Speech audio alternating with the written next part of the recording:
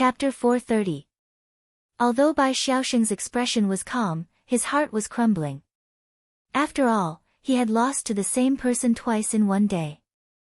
If this were to spread, he would lose a lot of face. But if he won, he had to be gracious. If he lost, he had to be magnanimous. Thus, he forced himself to smile, but his heart was crying. Bai Xiaosheng's current state of mind was extremely gloomy. The good show was over. Some people were still unsatisfied, some people were full of complaints, and some people didn't care. But they all left one after another. Lawn Manor's transactions had a time limit. Now that they had finished watching the show, they should seize the time to find what they wanted to trade. The room was empty. When Chu Qingyan heard this, she suppressed the excitement in her heart. Then, she took the pen and paper. Just as she was about to write, she hesitated for a moment and turned around. "Sir Bai Xiaosheng, do you only trade once? I have something here. Can I trade with you again?" Chu Qingyan looked at him expectantly. As soon as her voice fell, Bai Xiaosheng's brows furrowed. One token enters one door, one transaction. This is the rule. The black-clothed man from Lawn Manor standing next to him glanced at him subconsciously. The rules of Lawn Manor meant nothing to this man. This should be an excuse to shirk responsibility. That's right. At this time, Bai Xiaosheng still hadn't recovered from the blow. He wouldn't allow Chu Qingyan to challenge his token again. From the exchange just now, this little girl was able to make him speechless twice. If she did it again, it would be hard to say what strange thing it would be. He was also a person who cherished his face, so he refused without any discussion. All right. Chu Qingyan regretfully turned around. She earnestly wrote down her question on a piece of paper. After drying it, she handed it to Bai Xiaosheng. Bai Xiaosheng took the paper and opened it. His eyes swept over it. The corners of his lips curled up. He put the paper away and handed it to the black-clothed man. "When you leave, Lawn Manor's people will give you the answer." He was originally worried that it would be a question that he had never heard of before, but now he was relieved. From what he said, it was obvious that he knew the answer. Chu Qingyan was pleasantly surprised, but she still didn't know what to do with this news. If she was too obsessed with the answer, when one day it was within reach, she would feel like she was dreaming. Was it true or not? Chu Qingyan couldn't help but step forward to confirm. "Your Excellency, do you know its whereabouts?" "Little girl, it's true that I've lost to you twice, but my reputation isn't just for show. You can rest assured." Bai Xiaosheng could understand her thoughts. After all, this herb had disappeared for many years. It was normal for her to be worried. Chu Qingyan nodded. Her heart was already bursting with joy. It was great that she finally knew. She was about to cry with joy. Higashio Motetsu saw how excited she was under the mask. He couldn't help but look away. What was so good about Xiaosu? At this time, there were still a few people standing around. When the two of them finished exchanging, one of them walked forward. "Little girl, where did you get this magnifying glass?" A man wearing a cyan fang mask walked forward. His voice was a bit feminine. Chu Qingyan subconsciously restrained her smile. She looked at him with vigilance. He suddenly came up to inquire for no reason. She was a bit uneasy. This thing was bought by this little girl's grandfather from a foreign merchant a few days ago. She didn't answer truthfully, but made up a reason.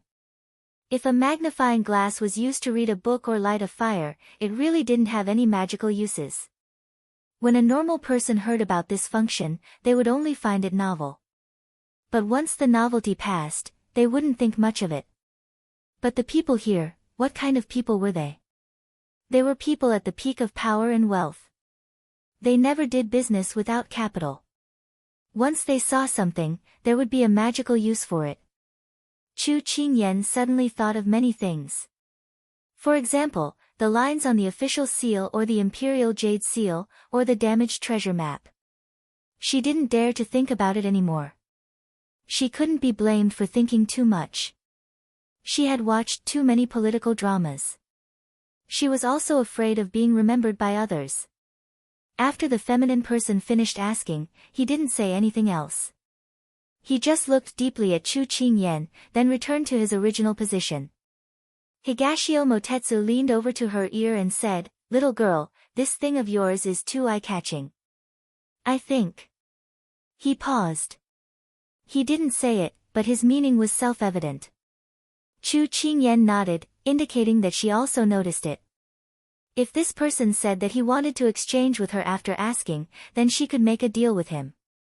But this person left without saying anything. This made Chu Qingyan feel very uneasy. Although the rules of Lan Village were there to ensure everyone's safety and identity, the rules of Lan Village were only effective within the village. After leaving, who would care about you? Moreover, she was in Jiang country. She was young and had obvious characteristics. If someone wanted to find her, her whereabouts could be exposed. Right now, her and Big Ice Cube's identity in Jiang country was sensitive. She didn't want to cause any more trouble. She turned her eyes. She glanced at Bai Xiaoxing's snow-white figure that was about to leave. Her eyes immediately lit up. "Your Excellency Bai Xiaoxing, Your Excellency Bai Xiaoxing." Bai Xiaoxing heard the shout behind him. He stopped in his tracks and turned around with some surprise. "Little girl, is there anything else?" He didn't have the habit of chatting with people other than his wife. But this little girl didn't make him dislike her. Moreover, he had lost 2 rounds in a row. He didn't treat her like others. "Your Excellency Bai Xiaoxing, you've helped me so much. I have nothing to repay you with, so I'll give you this magnifying glass." Chu Qingyan handed the magnifying glass from the cloth bag to him. Bai Xiaoxing did not take the pouch immediately. Instead, he looked past Chu Qingyan and looked at the people behind her who were avoiding his gaze. Unknowingly, a black flood dragon tattoo could be seen at the corner of their black robes. Southern Sung Country. He heard that the Southern Sung Country's royal family had recently obtained a treasure map. Unfortunately, the treasure map was so damaged that it was almost unrecognizable. No wonder they were eyeing this little girl's things. However, it had to be said that this little girl was very smart. With his status, these people would be a bit wary. What use does this highness have for this? He withdrew his gaze and looked back at Chu Qingyan. It's useless now, but that doesn't mean it won't be useful in the future. For example, when you're old and can't see clearly, you can use this magnifying glass to read books. Chu Qingyan very considerately analyzed. Bai Xiaoxing thought of his wife and thought that she might like it, so he nodded his head. That sounds pretty good. Bai Xiaoxing had the people from the Blue Manor take the item away. Now that the hot potato had been dealt with, Chu Qingyan felt the burning gaze on her back disappear. Her brows relaxed. When the other party was about to leave again, Chu Qingyan suddenly smiled playfully. "That's right, Your Excellency Bai Xiaoxing. Actually, there's an answer to your previous question. He helped her solve her problem, so she should return the favor, right?" Chapter 431. Oh. Bai Xiaoxing once again stood in front of her. His eyes lit up as he looked at her with interest. "I'd like to hear the details." Chu Qingyan smiled mischievously. Although there's no answer to that question from a biological point of view, from a brain teaser point of view, it's the chicken first, then the egg. Why is that? Eggs, the chicken comes first, the egg comes later. Of course, the chicken comes first. Bai Xiaoxing was startled at first, then he suddenly smiled. He didn't think that Chu Qingyan was teasing him. So that's how it is. "Young lady, you're quite interesting." Bai Xiaoxing looked at her deeply. Chu Qingyan subconsciously took a step back. Generally, when someone said that you were interesting, there were a few possibilities. First, they had taken a fancy to you. Second, they were sarcastically saying that the other party had already taken notice of you, and you were going to be unlucky. What about the third one? She hadn't thought of it yet. She felt that the first possibility was impossible, but the second one was possible. Bai Shaoxing saw her reaction and laughed heartily. "Young lady, you're not bad. If there's a chance to see you again." After saying this, he did not say anything else. He only smiled and left. Chu Qingyan looked at his back view and couldn't help but laugh. This kind of person was quite interesting. She thought of the third possibility, which was admiration. But she didn't think that there was anything about her that could catch his eye. Chu Qingyan thought that in Bai Shaoxing's eyes, there weren't many people who could make him stumped. This person in front of her was one of them. If he reluctantly remembered her, perhaps he could turn the tables when they met in the future. After Bai Shaoxing left, Higashio Motetsu leisurely walked to her side. He couldn't hide the surprise on his face. But with the mask, Chu Qingyan couldn't see it. "Young lady, although the method of changing the target isn't brilliant, it's very practical," he commented. Chu Qingyan shrugged. "It's just a stopgap measure." "At this time, do you have a better idea?" Higashio Motetsu nodded. He had to admit that she had indeed made those people who had bad intentions give up. "But, don't you think it's a pity? You're giving away your things to someone else just like that." Hearing this, Chu Qingyan's lips curled up into a wide smile.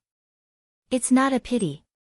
If she wanted as much as she wanted, she could have as much as she wanted. In any case, she had the omnipotent wood spirit, hee. Higashio Motetsu heard her sneaky smile and couldn't help but laugh. This little girl's idea was very big, so he didn't have to worry about it. "You still have a token in your hand. Where are you going?" Higashio Motetsu asked her. This question stumped Chu Qingyan. She rubbed the nameless tablet with her fingers and fell into deep thought. She had already found the whereabouts of the ice crystal flower that she wanted. She would be able to get it once she left Lan Manor. The whereabouts of the love grass were also known, but the information was not complete.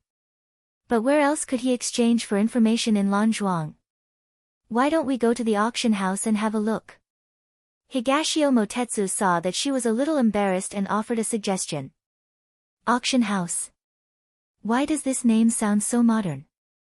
Could it be that the founder of this underground Lan Manor was also a transmigrator?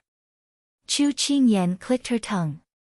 Could it be that transmigrating now was the same as going abroad, where one could transmigrate in a flash? The people of Lan Manor will provide something on the stage and then let the people below bid. If the owner of the item catches their eye, then the deal can be made. Higashio Motetsu explained. In fact, this was the main reason why he came to Lan Manor. That's good. Chu Qingyan nodded. Thus, the two of them walked together to the auction house. When they arrived at the auction house, Chu Qingyan felt like she was in a modern auction house. There was a large square stage covered in red cloth. 3 sides of the stage were surrounded by gold pillars and silver chains. In the middle of the stage, there was a display table and a gong. At this time, the auction had not officially started yet. Normally, this was the main event of Lan Manor's transactions. Before entering, everyone had to pay 1,000 silver taels. It was said that it was the entrance fee. 1,000 silver taels was not a small amount. It could be seen that the people who stayed were all rich. Chu Qingyan did not let Higashio Motetsu help her pay. She took out 1,000 silver taels and gave it to the guard. Higashio Motetsu raised his eyebrows. "Little girl, you don't need to be so polite with this young master." "I'm not being polite with you. It's just that I can do it myself. I don't want to trouble others. Besides, if you come up with another condition, I won't be able to handle it." Chu Qingyan said to him in a natural and unrestrained manner. Higashio Motetsu's eyes deeply looked at her as she went to find a seat. He had been in Jianghu for so many years. If he could rely on any woman he met, he would have already stuck to her. Even if he rejected her, he would reject her. He was not as straightforward as her. She really did not covet a single cent from others. This was the side of her that was different from other women. She was independent and did not rely on others. At the same time, she was also self-reliant. A long time later, Higashio Motetsu recalled how she had unknowingly taken root in his heart all these years. When he recalled how they met and got to know each other, he understood that no matter how hard a person's heart was, they would not be able to resist the invasion of mist like little by little. There was no need to deliberately do it. Just a glance, an action, a sentence was enough.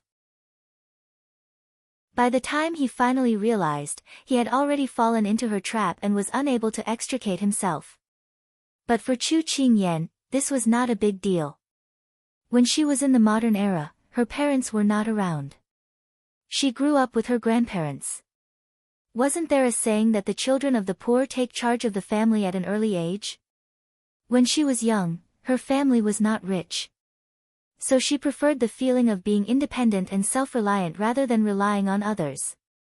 But because her parents were not around when she was young, she did not act coquettishly nor did she let herself be. So when she met Xiao Su, she slowly revealed the desire in her subconscious. Who told her to be only 10 years old this year? And Xiao Su satisfied all the aspects she wanted. He was steady, knowledgeable, cold on the outside, gentle on the inside, tolerant, wise. He was a teacher, a friend, and an elder.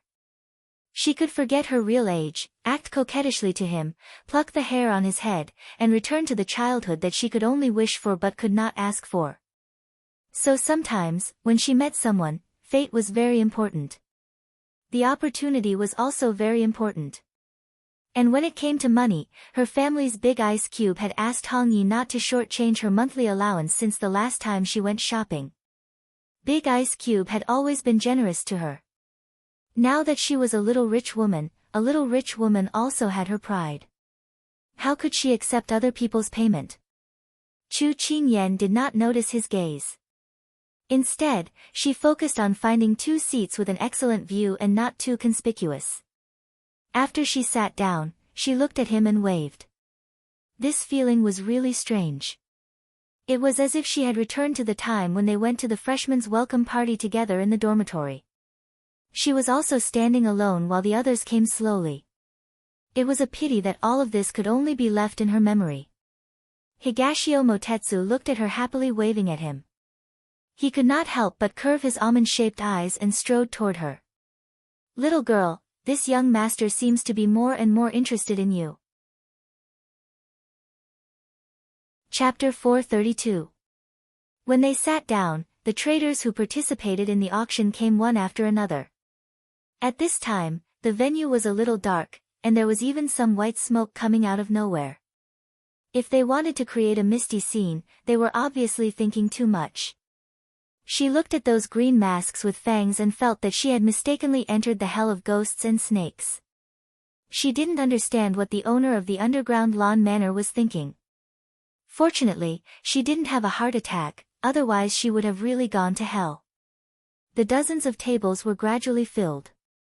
In front of Chu Qingyan sat a man wearing a black impermanence mask. Behind him sat a man wearing a white impermanence mask, and on the right was a judge's mask. Fortunately, Higashio Motetsu next to her was not wearing the mask of King Yenluo.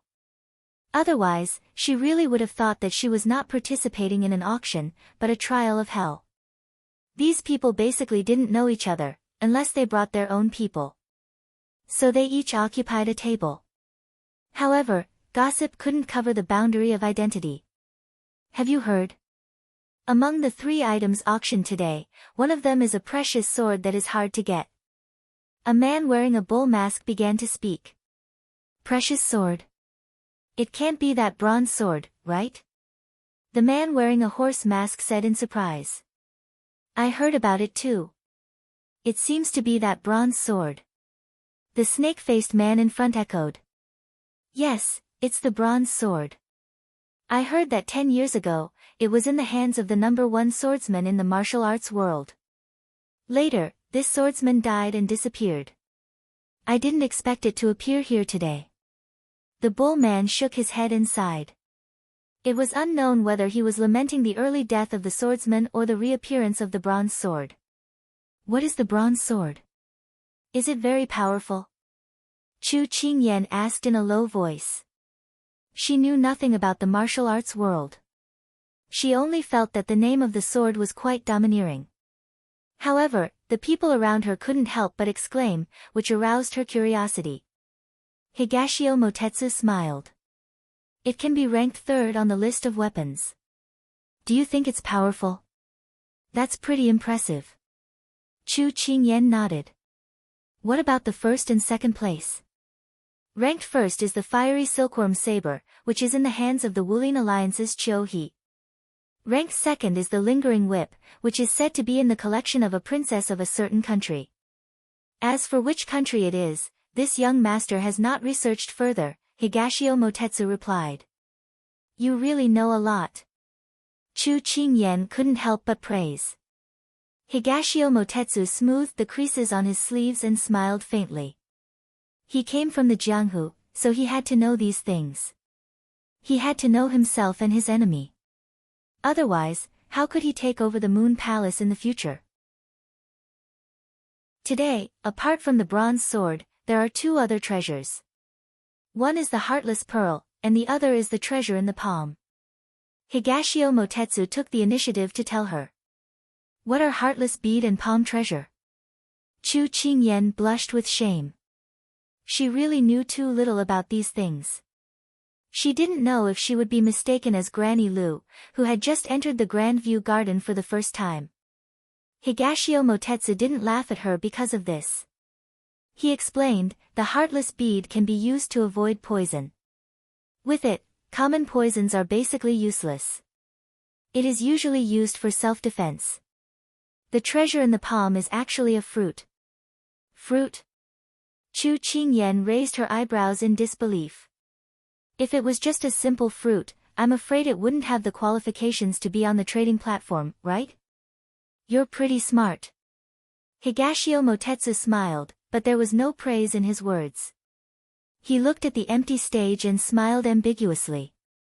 The treasure in the palm has another name. It's called the ginseng fruit. It's said that eating it can prolong one's life and has the effect of beautifying one's skin. It can also greatly increase one's power, but who knows? He said the last sentence very softly. Even if Chu Qingyan was sitting next to him, she still didn't hear it clearly. Chi, this reminds me of the ginseng fruit in Journey to the West. I didn't think there would be such a name here. The effects are almost the same. Chu Qingyan couldn't help but smile. That's right, you came to Lanzhuang. You must have something to trade, right? Could it be one of these three? Chu Qingyan unintentionally asked, but it made Higashio Motetsu withdraw his smile. That's right. Guess which one this young master wants. Chu Qingyan stared blankly. She really hit the nail on the head. She made an irresponsible guess. You wouldn't want that treasure in the palm, right? Higashio Motetsu lowered his eyebrows and smiled. He casually patted her head. Little girl, not bad. You can even guess this. Slapping his hand away, Chu Qingyan smoothed her hair and glared at him. What do you want that for? You're so young and you're already worried that you won't live long. Or do you want to increase your power? Higashio Motetsu took back his hand and leaned back in his chair. His gaze was lazy. My family's old man wants it. Otherwise, why would this young master come here to suffer? If I have the time, I might as well spend it in wine and women. This kind of ambition. Chu Qingyan rolled her eyes at him. This was the first time she heard him mention his family. How can you say that? Isn't he your father? Father? Higashio Motetsu propped up his chin with one hand and leaned against the table. He sneered. He didn't know how many years it had been since he called him father. Seeing him like this, there seemed to be something wrong. Chu Qingyan thought for a moment and asked, then where's your mother? The person leaning softly on the table suddenly stiffened. A complex expression flashed through his phoenix eyes. He then coldly spat out, dead. This cold aura was so oppressive that it made it hard for people to breathe. Chu Qingyan stared blankly for a moment. Her gaze fell on Higashio Motetsu, whose entire body was emitting a sorrowful mood. This was the first time she saw him look anything other than indifferent. Dongting, are you alright? I'm sorry, at this time, she knew that she had asked a question that she shouldn't have. Little girl, I'm just teasing you. The transaction is about to begin. Higashio Motetsu leaned back in his chair. His phoenix eyes slightly raised, as if the scene just now didn't exist. Chu Qingyan saw that he had returned to normal and sighed in relief. However, she still felt guilty. Everyone had secrets that they didn't know. She shouldn't mention this topic in the future. The gong sounded and Chu Qingyan's gaze was attracted over. She saw that the previously empty stage was now filled with two people. They were a man and a woman with a golden boy and a jade girl. At the four corners of the stage stood a black-clothed person from Lanzhuang. It was obvious that this golden boy and jade girl were the hosts of this transaction. Welcome from all over the world to my Lanzhuang. Lanzhuang is honored. Everyone should know the rules. As long as you bring out something that can satisfy the buyer, the transaction will be considered a success. Alright, let's not waste any more words. Let's bring out the first treasure. After speaking, a person wearing a tiger mask stepped onto the stage. Following behind him was a black-clothed person holding a tray. The item on the tray was covered with a red cloth. Chu Qingyan, who already knew what the treasures were, was not as focused as the others. Her gaze scanned the seats around her. At first, she was aimless, but then she was attracted by a blue figure. Chapter 433. To be exact, what attracted her was the blue impatiens exposed under the cloak. Ever since she came to the Jiang Kingdom to look for herbs, she paid more attention to everything in the Jiang Kingdom. For example, this woman from the Jiang Kingdom who appeared at the Lan Manor auction. Someone who could embroider the flower of the country on her clothes was either a relative of the royal family or of noble status. Moreover, this person was a woman. Judging from her clothes, she should be very young. She remembered that in the Jiang Kingdom's palace, there was only the third princess other than the empress. There were not many royal family members in the Jiang Kingdom, but there were several female relatives. She wondered who this person was. Chu Qingyan was so engrossed in her observation that she only came back to her senses when the gong sounded. Little girl, the bronze sword has been traded away, Higashio Motetsu said in her ear. Who bought it? Chu Qingyan looked around. See for yourself, Higashio Motetsu motioned to her and then pointed to the man in gray who was about to go on stage. Chu Qingyan realized that the man in gray had traded a painting with that person. What's the background of that painting? She didn't pay attention just now, so she didn't know what was going on now. It's a peony painting by a famous painter in the Junlan Kingdom 100 years ago. Higashio Motetsu was a little helpless about her absent-mindedness. She was even distracted by an auction. Chu Qingyan nodded guiltily. She wanted to ask who the painter was, but she felt that she was too noisy. As expected, she didn't know anything and didn't have the right to speak. Okay, then let's bid for the second treasure now. Please bring it up, Jin Tong said methodically. As he spoke, a slim woman wearing a white rabbit mask walked up. Behind her was a man in black from the Lan Manor holding a tray. This tray was much smaller than the previous one. Chu Qingyan thought that it should be the heartless pearl. Sure enough, the white rabbit woman removed the red silk with her own hands, revealing a bead with a faint green light. The woman held the bead and faced the crowd, clearly saying, the heartless bead can ward off hundreds of poisons.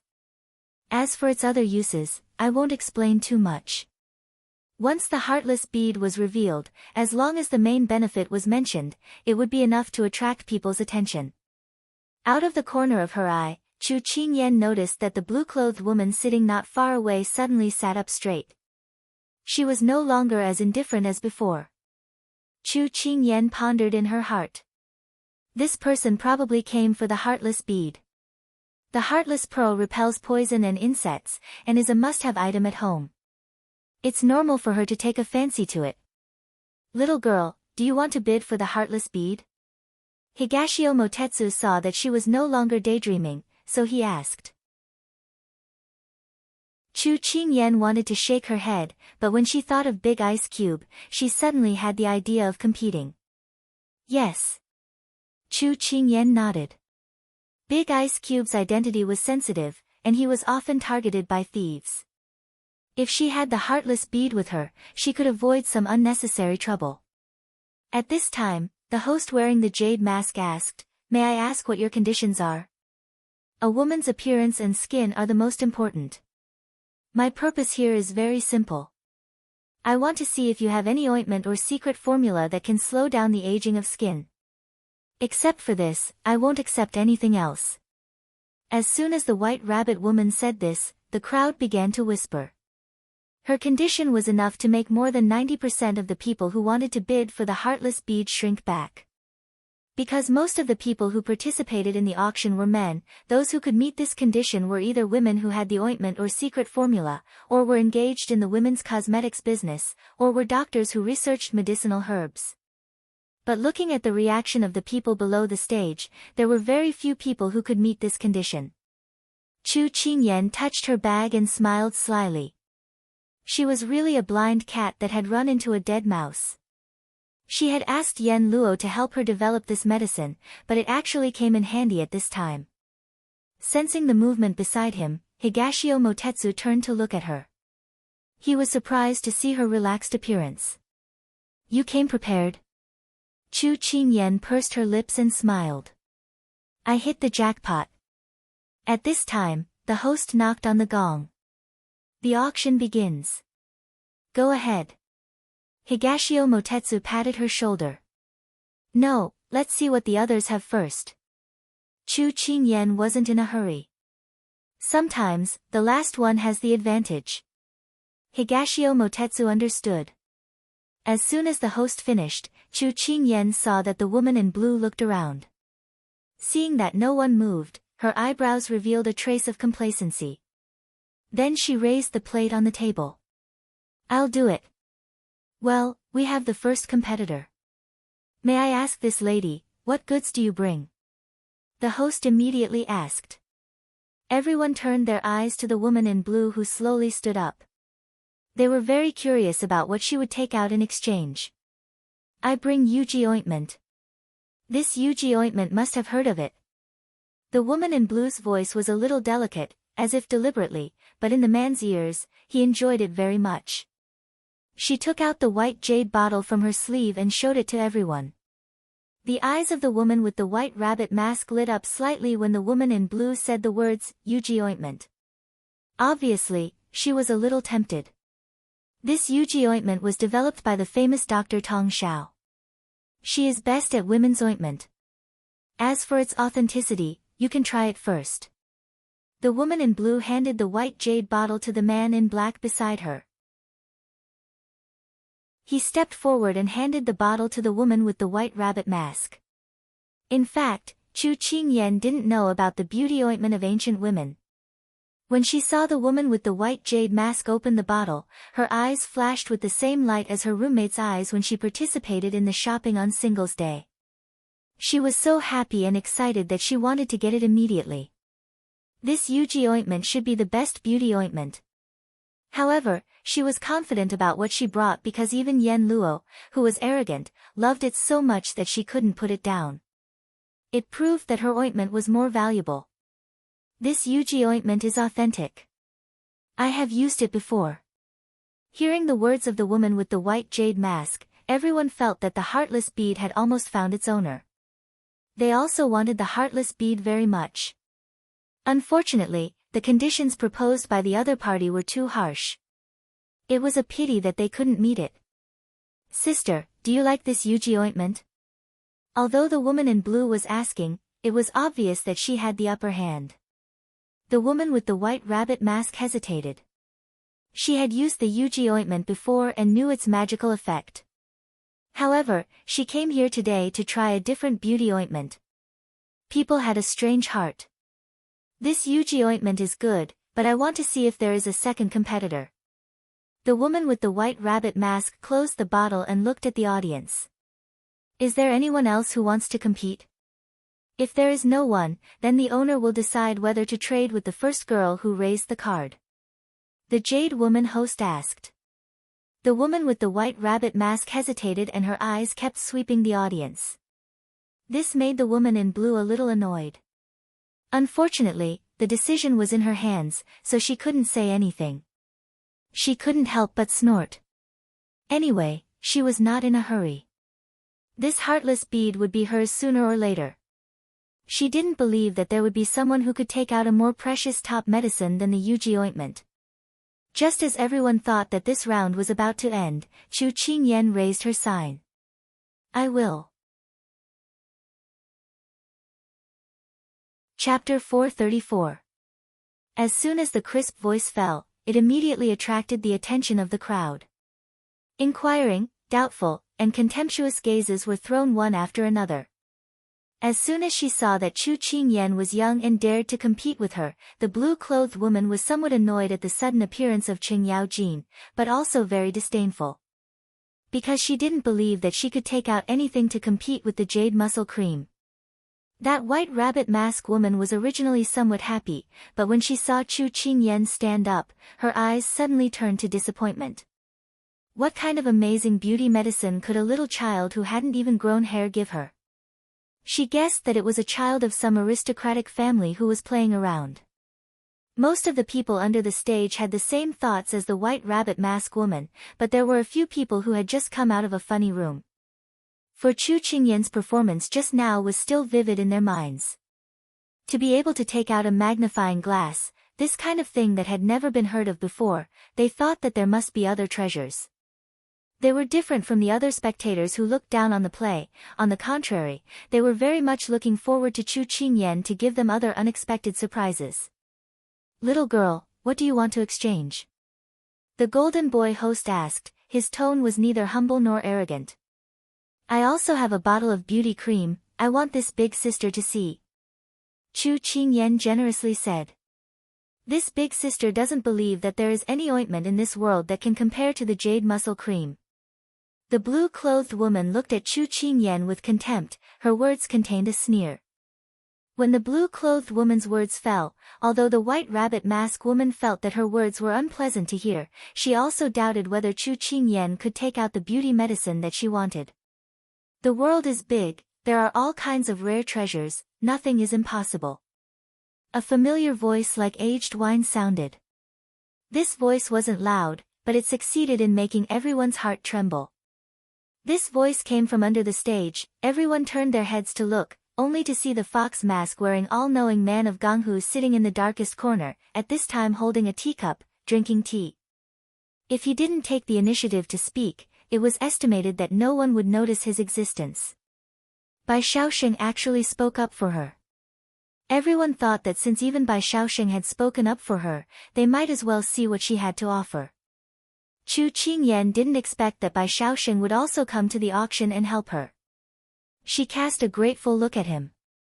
Bai Shaoxing felt Chu Qingyan's gaze on him, and a faint smile appeared on his face. He was not a busybody, but he was curious as to what the young lady was going to take out. He guessed that the item she wanted to trade with him was very likely the item she wanted to trade with him again. Higashio Motetsu couldn't help but laugh at this time. Little girl, it's up to you. Blind their eyes. What he enjoyed the most was when others thought they were infallible and then had a huge reversal, slapping them in the face. This kind of reversal was the most fun. Chu Qingyan nodded. She felt that many people in this world were like this. They liked to judge others by their own standards. It was a pity that you ignored me at this moment. Later, I will make you unworthy of me. Then, little girl, please show us your treasure. The golden boy host nodded to her. Chu Qingyan didn't say anything more. She directly took out a small green box from her bag. The box was also made of bamboo. It looked simple and had a faint bamboo fragrance. Although it was the first time seeing this kind of bamboo box, it was somewhat novel. However, it was more disdain. She couldn't even take out an ordinary sandalwood box. How poor was this family? The blue-clothed woman shook her head. This thing dared to be mentioned in the same breath as her white jade bottle. What a joke! However, the white rabbit-masked woman was a bit curious about this box. Chu Qingyan didn't care what they were thinking. This box was made by her based on modern jewelry boxes. It was light and easy to carry. She thought it was troublesome. Moreover, the Yi residents had a lot of bamboo. She let Mu Ling chop a few for her to make a box. Using materials from the place, it wouldn't be a waste of money. Moreover, this was a beauty. If you don't understand, don't talk nonsense. The beauty cream that I brought is called Snow Heart Lipstick. When Chu Qingyan finished speaking, Bai Shaoxing wasn't surprised. It was something that he didn't know. However, it sounded quite novel. Snow Heart Lipstick? What is this? It can't be that it's just to fool people, right? In twos and threes, they whispered. Most of them were suspicious of the Snow Heart Lipstick. Chu Qingyan opened the box and turned the lid to the bottom. Tilting her palm slightly, the palm-sized thing was displayed in front of everyone. The bottom of the box was covered with white brocade. In the middle of the box, there were two concave places. In each place, there were two bamboo tubes that were as thick as a thumb. From afar, it was white and too green. The appearance was quite pleasing. But, the blue-clothed woman started to speak. Little girl, you can't be saying that these two bamboo tubes have a beauty effect? The people here are not blind. Don't use this kind of thing to fool us. That's right, that's right. The man beside the blue-clothed woman echoed. The blue-clothed woman's words were also the thoughts of many people present. Even the gaze that they looked at Chu Qingyan with was a bit more disdain. Wearing a mask, no one will know who you are. Only then would you dare to look at people through the crack of the door. TSK, TSK, TSK. Little girl, don't disappoint this young master. This young master believes in you. Higashio Motetsu was watching the show from the side. Chu Qingyan rolled her eyes at him and then looked at the white rabbit mask woman on the stage. It was as if she had returned to the time when she was selling products to passers-by on the street. That was her part-time job. Everyone knows that winter is the driest in 4 seasons. Every time at this time, our skin will suffer the ravages of this bad weather. But fortunately, our fingers can still be protected by a hand warmer. We can wear more clothes to keep warm. We can wear a hat to protect our ears. We can wear thick shoes and socks to protect our feet. But there is one place that we can't protect. That is our lips, because when we eat, we can't do without it. When we talk, we can't do without it. Our lips often shed and bleed because of the cold and dry. It is very uncomfortable. Chu Qingyan spoke with assurance. She didn't notice that the crowd slowly quieted down because of her words. Even the white rabbit mask woman was concerned. She continued. Because of this worry, there was a doctor who developed the Shuashin lipstick. Chu Qingyan took out one of the bamboo tubes, which was engraved with the word Shuashin. She put the box on the table, and then held the bamboo tube with both hands. She smiled at the stage. Shuashin can moisturize the lips, keep them moist and glossy. It can fight against the bad weather and protect our lips. As she spoke, Chu Qingyan removed the lid, revealing a sharp, snow-white tip. Then, as everyone watched intently, Chu Qingyan's lips curled into a smile. She held the bamboo with one hand and held the lower half of the bamboo tube with 2 fingers of her other hand. Then, she twirled her fingers, and the snow-white tip slowly rose. Everyone was shocked. The little lotus showed its sharp corners and rose little by little. Chapter 435. It had to be said that the way this cream appeared was amazing. No one would have thought that a small bamboo pipe would be so flexible. And in winter, dry and cracked lips were indeed a problem that people had been annoyed. Even if they didn't go out in winter, they always had to go out to socialize. After hearing Chu Qingyan's words, some people subconsciously licked their peeling lips. This is... The fingers of the woman with the white rabbit mask trembled slightly. It was the first time she had seen this thing. Cream, smeared on our lips, it can keep the lips moist and not easily absorbed by low temperature, Chu Qingyan said, then handed the cream to the black man in Lanzhuang. The black man immediately sent the cream to the stage. When the woman with the white rabbit mask saw the light bamboo pipe, Chu Qingyan timely said, "Sister, you can try to smear the cream on the back of your hand and feel it." People were alert. Although Chu Qingyan's words were very exciting, the woman with the white rabbit mask didn't dare to smear it on her lips. So when Chu Qingyan reminded her, the woman with the white rabbit mask didn't hesitate anymore. She smeared the cream on the back of her hand. The cold feeling was very comfortable. Soon, there was a clear difference between the smeared place and the unsmeared place. Today, in order to appear, she deliberately wore a light green gauze skirt. Just standing on the stage for a short while, the back of her hand had been dry and slightly painful. After smearing the cream, the pain in that place was obviously reduced a lot. And miraculously, the slightly cracked skin had obviously healed. The woman with the white rabbit mask felt very surprised. And she smelled it.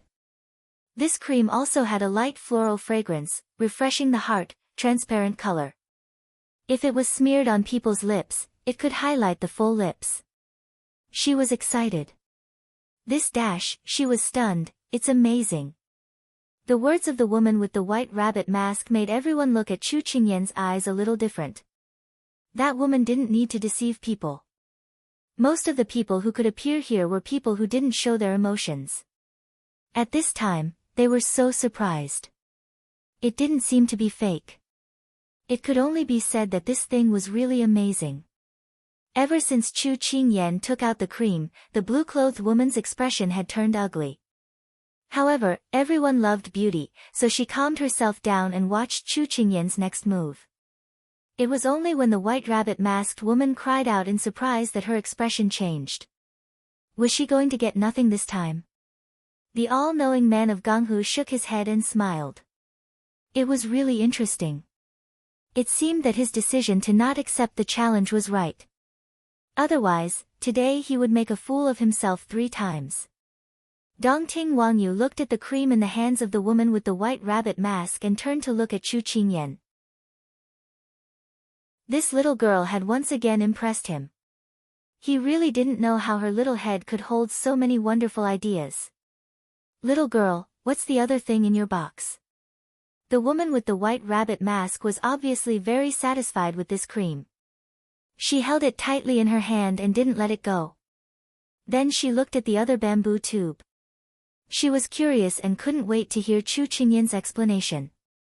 Seeing that the other party had successfully taken the bait, Chu Qingyan's heart was half at ease. She took out another bamboo tube from the box and used the same method to spin it in front of everyone. "This is the heart ointment. I know that many ladies like to apply rouge on their lips. My heart ointment has the same effect as rouge, and it is used to add color to the lips. However, my heart ointment does not fade easily, and its color is different from rouge. You can apply the heart ointment after applying the cream. It can be used together with the cream, or it can be used on its own." Because of her words, everyone's gaze focused on the pink column-shaped heart ointment that was exposed at the tip. It was the first time they had seen this color. They were already used to women's red makeup. As the name implied, red makeup was red rouge. They really didn't know what a woman would look like if she put on pink. Some people had already begun to imagine. When the woman with the white jade mask saw the color, she had been fascinated. She had been tired of the red lips. Every woman had the same red lips. If she could have a pair of pink lips, how charming would it be? At this time, Bai Shaosheng was also fantasizing. If his wife put on this lipstick, what would it be like? He was already feeling restless. Chu Qingyan saw the woman with the white jade mask's fascinated look. She knew that she had almost succeeded. She didn't pretend to be pretentious. She closed the box and handed the heart ointment to the man in black. The woman with the white jade mask almost couldn't wait to take the heart ointment from the man in black. She tested it on the back of her hand again. The little girl didn't lie to her. This color was really beautiful. It was pink and tender, like a budding water lily. It was mysterious and serene. When she smelled it, there was the faint fragrance of the lotus, full of the smell of the seductive smell. The woman with the white jade mask admired it as if there was no one around. She had been looking for something for so many years. Finally, it was complete at this moment. She simply wanted to look up to the sky and laugh. Fortunately, her reason stopped her at the last moment. Little girl, how about I exchange my heartless pearl for these two things? The white jade-masked woman held one in each hand and did not return them to Chu Qingyan. She could not bear to let go of them. Although she tried to suppress her voice, everyone could hear that her voice was shaky and slightly agitated. Okay, beauty ointment for beauty. I just got it from someone else. But I'm still young and can't use it. So, I exchanged it with my sister. Chu Qingyan smiled sweetly. Her words were very pleasing to the ears. The woman laughed until her eyes couldn't be seen. Okay, deal. As soon as the voice fell, the golden boy host hit the gong. The exchange of Heartless Pearl and Snow Heart lipstick is successful. As soon as the words came out, the second round of exchange came to an end. The woman with the white rabbit mask bowed to Chu Qingyan and then walked down the stage happily. 1 for 2. She took advantage. The woman with the white jade mask was very shrewd in her mind. Unfortunately, she didn't know that Chu Qingyan could have as many as she wanted because she had two powerful helpers. One was Mu Ling, who had a group of apprentices, and the other was Yan Luo, who was good at making all kinds of medicine. She could have as many Snow Heart lipsticks as she wanted. Moreover, these two lipsticks didn't waste much material at all. They were all made from local materials. Who took advantage in the end? The blue-robed woman gripped the armrest tightly, unwilling to give up. She looked at Chu Qingyan with malice. But the situation couldn't be changed. Here was Lan Manor. She couldn't act rashly. She could only watch the Heartless Pearl and Snow Heart lipstick being taken away by the man in black. Princess, don't be sad. We will help you search all over Jiang country. We will definitely find a poison avoidance pearl like the Heartless Pearl. The subordinate beside the woman in blue whispered. I'm unlucky today. You continue to search. If you see the little girl, just take her directly. I don't believe that anyone dares to go against me. The woman in blue said unwillingly. Yes. Chapter 436. Chu Qingyan could feel the burning resentment from the woman in blue, but she didn't take it to heart. If you can afford to play, you must also be able to afford to lose.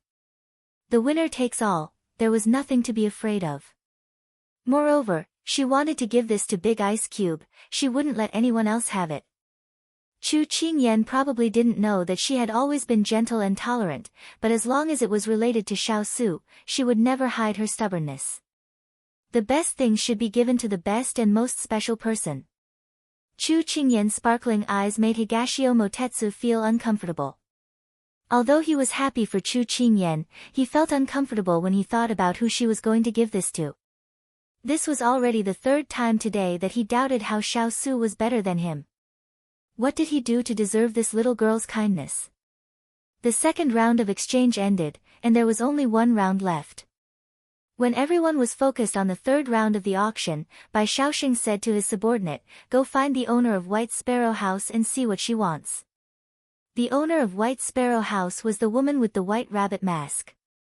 She liked to study women's accessories the most. The subordinate agreed without any surprise. Ever since he married the sect leader's wife, his master would often search for things that women liked to give to his wife.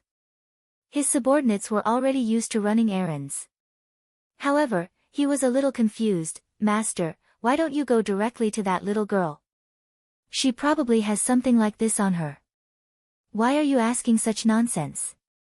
Bai Xiaoxing's expression changed slightly. He had already lost to her twice, how could he take the initiative to look for her? Although he lost, he still had a backbone, okay? He would rather look for the owner of White Sparrow House to exchange. Yes. The subordinate also had some understanding in his heart. It seemed that his master felt embarrassed, but as a loyal subordinate, he couldn't expose him. No one noticed the small episode here, and the auction had already begun. An old man dressed like a scholar walked onto the stage. He removed the red cloth, revealing a miniature doll-shaped ginseng fruit that was about the size of 2 adult fists. Chu Qingyan had already completed the purpose of this trip. When she saw the third item being brought up, she said to Higashio Motetsu, "Here's what you want. If his conditions are too harsh, do you still have any treasures to help?" Higashio Motetsu said with a faint smile. Chu Qingyan looked at him suspiciously and said, "Didn't you come here for it? I don't believe that you didn't prepare it." Hearing this, Dongting Wangyu smiled. This little girl was getting harder and harder to fool. Let's hear his conditions first. Dongting Wangyu stopped teasing her. In fact, he wasn't 100% sure, but he had done his homework. The scholar old man said, "My ginseng fruit blooms once every 50 years, and bears fruit once every 50 years. It's very precious. If a woman eats it, it can nourish her beauty, and if a man eats it, it can prolong his life. It's a sacred item among tonics. At the same time, it's also good for martial artists. It's equivalent to reshaping one's meridians, and it's extremely helpful for improving one's internal strength." As soon as he finished speaking, there was already a commotion below the stage. Which woman didn't want to nourish her beauty? Which man didn't want to prolong his life? Which martial artist didn't want to improve their skills to the next level? This ginseng fruit was destined to be the hot item tonight. Chu Qingyan looked at the people who were rubbing their hands, and said to Higashio Motetsu, "It seems that you have a lot of competitors. It's a good thing. Of course, there are many people scrambling for it."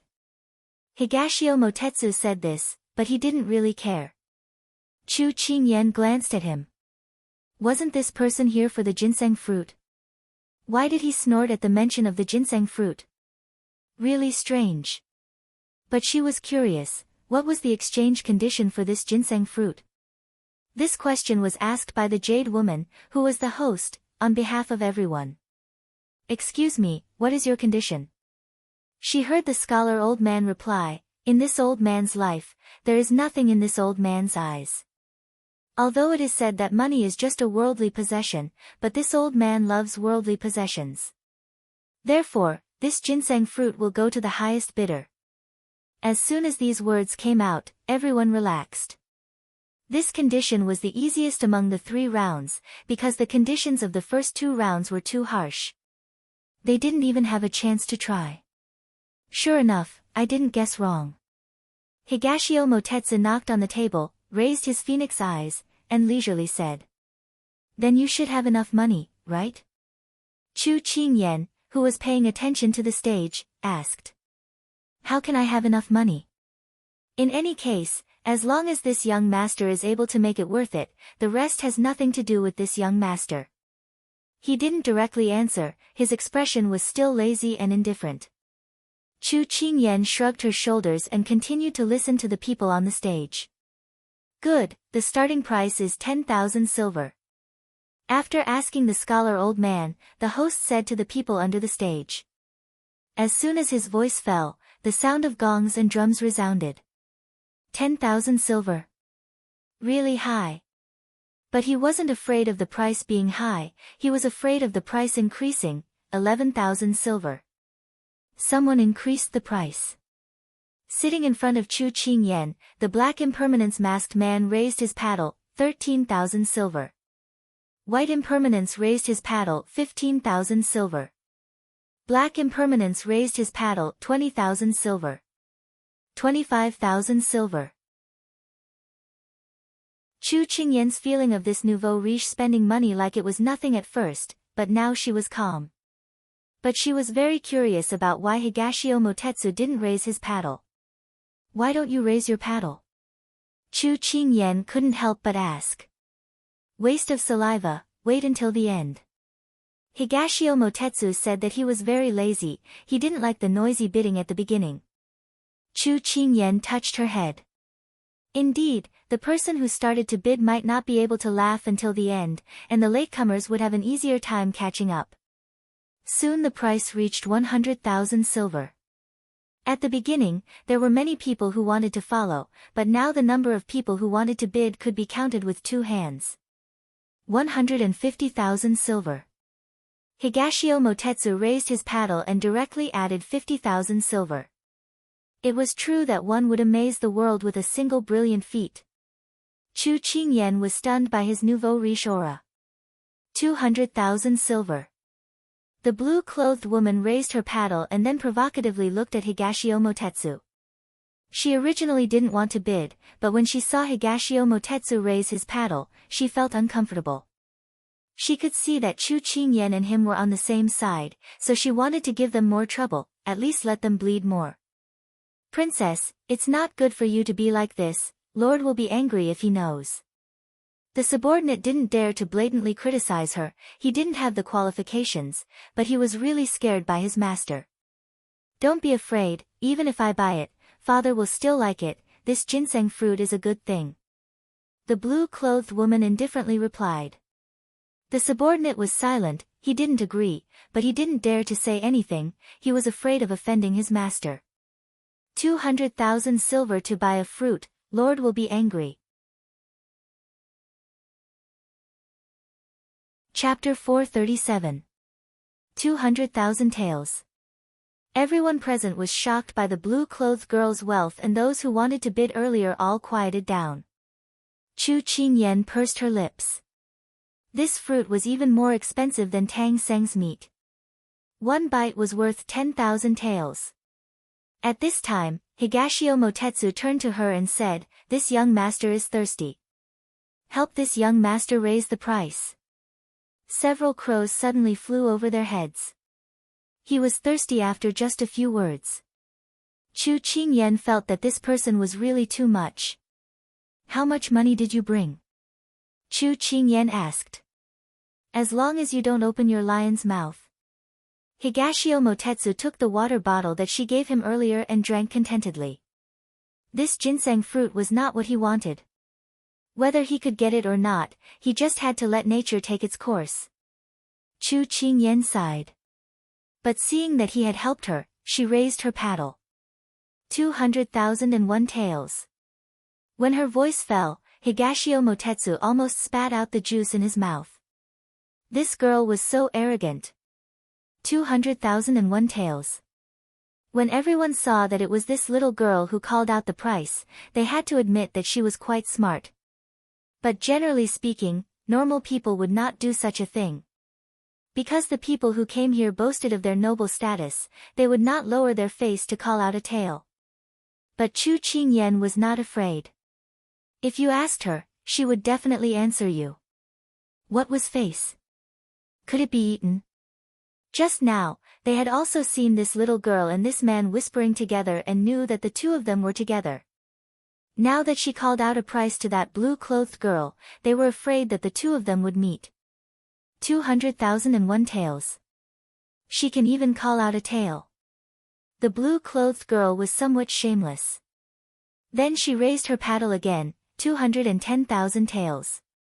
210,001 taels. Chu Qingyan did not raise her voice like the blue-robed lady. Instead, she took her time to raise the price, one word at a time. Despicable. The blue-clothed girl raised the price again, 220,000 taels. 220,001 taels. Chu Qingyan continued to raise her paddle. Anyway, no matter how much the other party wanted, she would only add one tael. Higashio Motetsu was very satisfied with her approach. Anyway, as long as she could outbid the other party, she would win. However, no matter how much she bet, it would be the same even if it was 1 or 200,000 taels. Therefore, Higashio Motetsu felt that the little girl could catch his eye. The key was that the two of them had similar values, and they were both thick-skinned. The people under the stage were watching the fun, while the people on the stage were laughing from ear to ear. The old scholar had never thought that his little ginseng fruit could be auctioned at such a high price. Anyway, no matter who bought it, he was happy to enjoy it. The blue-clothed woman gnashed her teeth. She had just lost once, so how could she be willing to lose again? Just as she was about to raise her placard, her subordinate immediately pressed down on her placard and whispered, "Princess, you have to think twice before you act." However, the woman in blue had already lost her mind. How could she care so much? Get out of the way. The subordinate didn't dare to disobey and could only watch as his master raised the sign again. Soon, the price had reached 300,000 taels. Although bidding was a very boring thing, no one was impatient because they were also very curious about who would win the prize. 301,000 taels. It was obvious that the blue-clothed woman couldn't bear it anymore and could only raise the price by 1,000.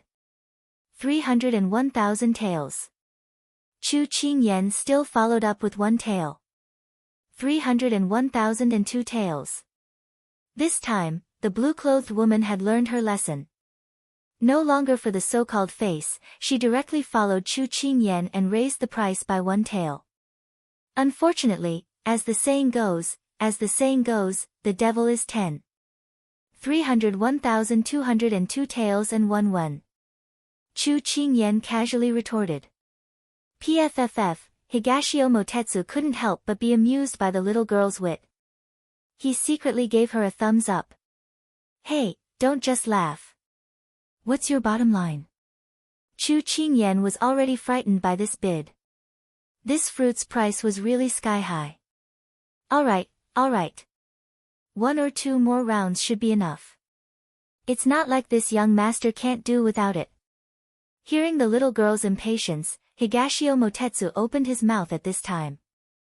Chu Qingyan's mouth twitched. Are you teasing me? It's not like this young master can't do without it. Then why did he let her raise the price for so long? I'm just playing around. Don't take it seriously. Higashio Motetsu touched his chin and guiltily avoided her gaze. He really played big. She didn't understand the world of nouveau riches. Chu Qingyan took a deep breath and didn't want to bother with him anymore. 302,000. Chu Qingyan didn't raise the price by a single tael and directly said. The blue-clothed woman's heart was happy. She could raise the price again and blurted out, 302,001 taels. I'll let you have a taste of the grievances you gave me.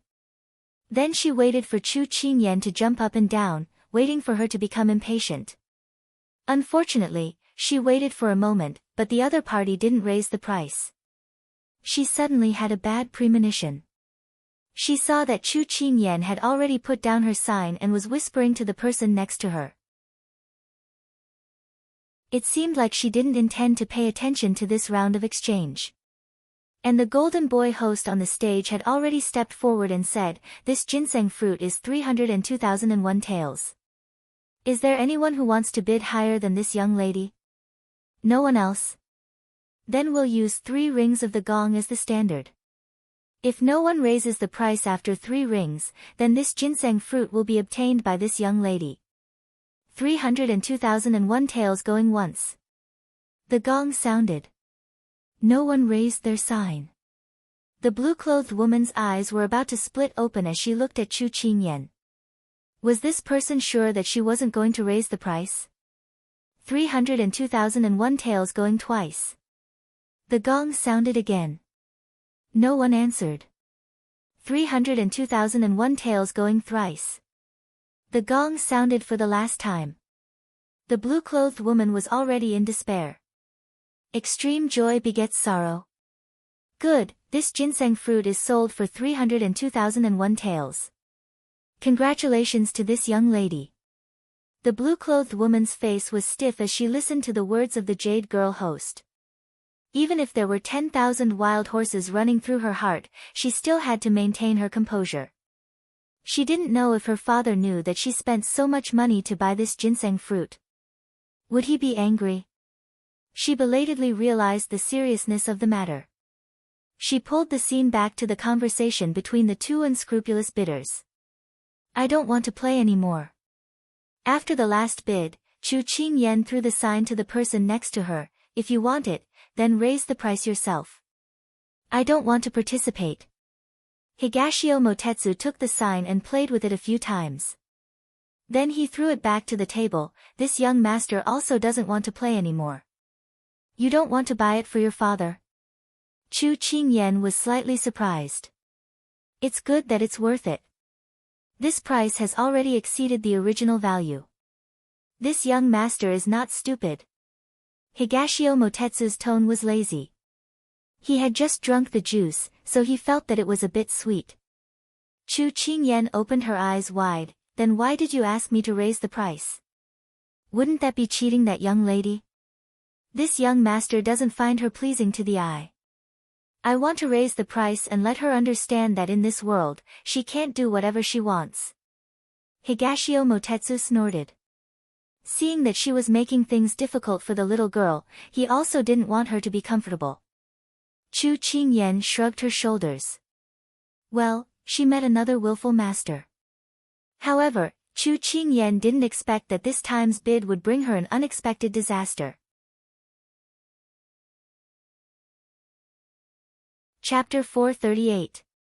When the auction ended, it also meant that the Blue Manor's transaction had ended.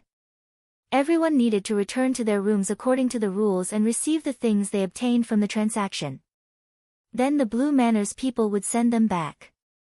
Chu Qingyan and Higashio Motetsu were about to return the way they came, but they were stopped by someone. She raised her head and saw that it was the blue-clothed woman. What advice does this young lady have? It was clear that she did not come with good intentions, but she could not lose, so Chu Qingyan asked with a smile. I don't have any advice, I just want to warn you. Next time, don't let this young lady see you, otherwise I will make you wish you were dead. The blue-clothed woman angrily lowered her voice and threatened. Isn't that the ginseng fruit what this young lady wants? No one forced you to do this, right? Don't you think that what you're saying is a bit excessive? If it was the previous Chu Qingyan, it would be better to avoid trouble and just laugh it off. But now she did not want to be pointed at by others and slandered. She put away her smile and her tone was a bit cold. Ha! Who knows if all of you are colluding with that scholar to intentionally raise the price? The blue-clothed woman's words became more and more outrageous, but she was used to haggling over the smallest details. Since no one here knew each other, she no longer pretended to be a virtuous lady. When young ladies quarrel, a gentleman does not get involved. Higashio Motetsu crossed his arms as he watched from the side. He was very confident in the little girl's fighting strength. Chu Qingyan felt that this person was too funny. Twisting words and forcing logic to this point, she was also drunk.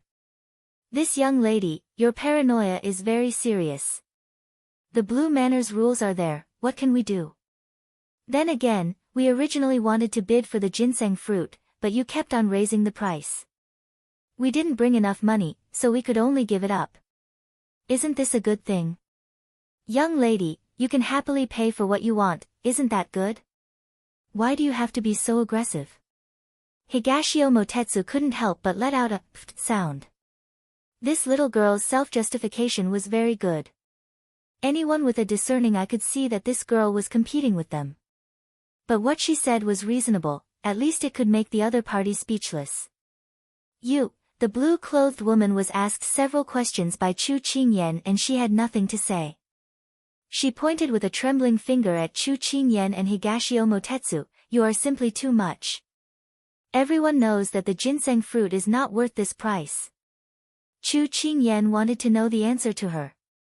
She didn't have time to talk to her, so she directly ended the end to the two people's quarrel. If you want to play, you have to be able to play. The outside world is different from home. If you lose, you can't regret it. If you cry, no one will bother with you. And let me give you a piece of advice, if you don't do it, you won't die. The blue-clothed woman's behavior in the third round of the transaction was obviously a typical example of a person who wanted to use a hook without bait to play with the fish in the sea, but was dragged into the sea and got wet. Chu Qingyan didn't know whether she would listen to her or not. Anyway, she had said so much. Take care of yourselves. Chu Qingyan didn't look at her. She pulled Higashio Motetsu's sleeve and walked quickly to the exit. What are you waiting for? It's over. Higashio Motetsu knew that she was anxious, but he still felt a little embarrassed after being yelled at by her. Don't pull me, I can walk by myself. Chu Qingyan couldn't help but shake her head and let go. This young master was usually more precious than gold. He walked like a model in a fashion show. She really didn't want to rush him.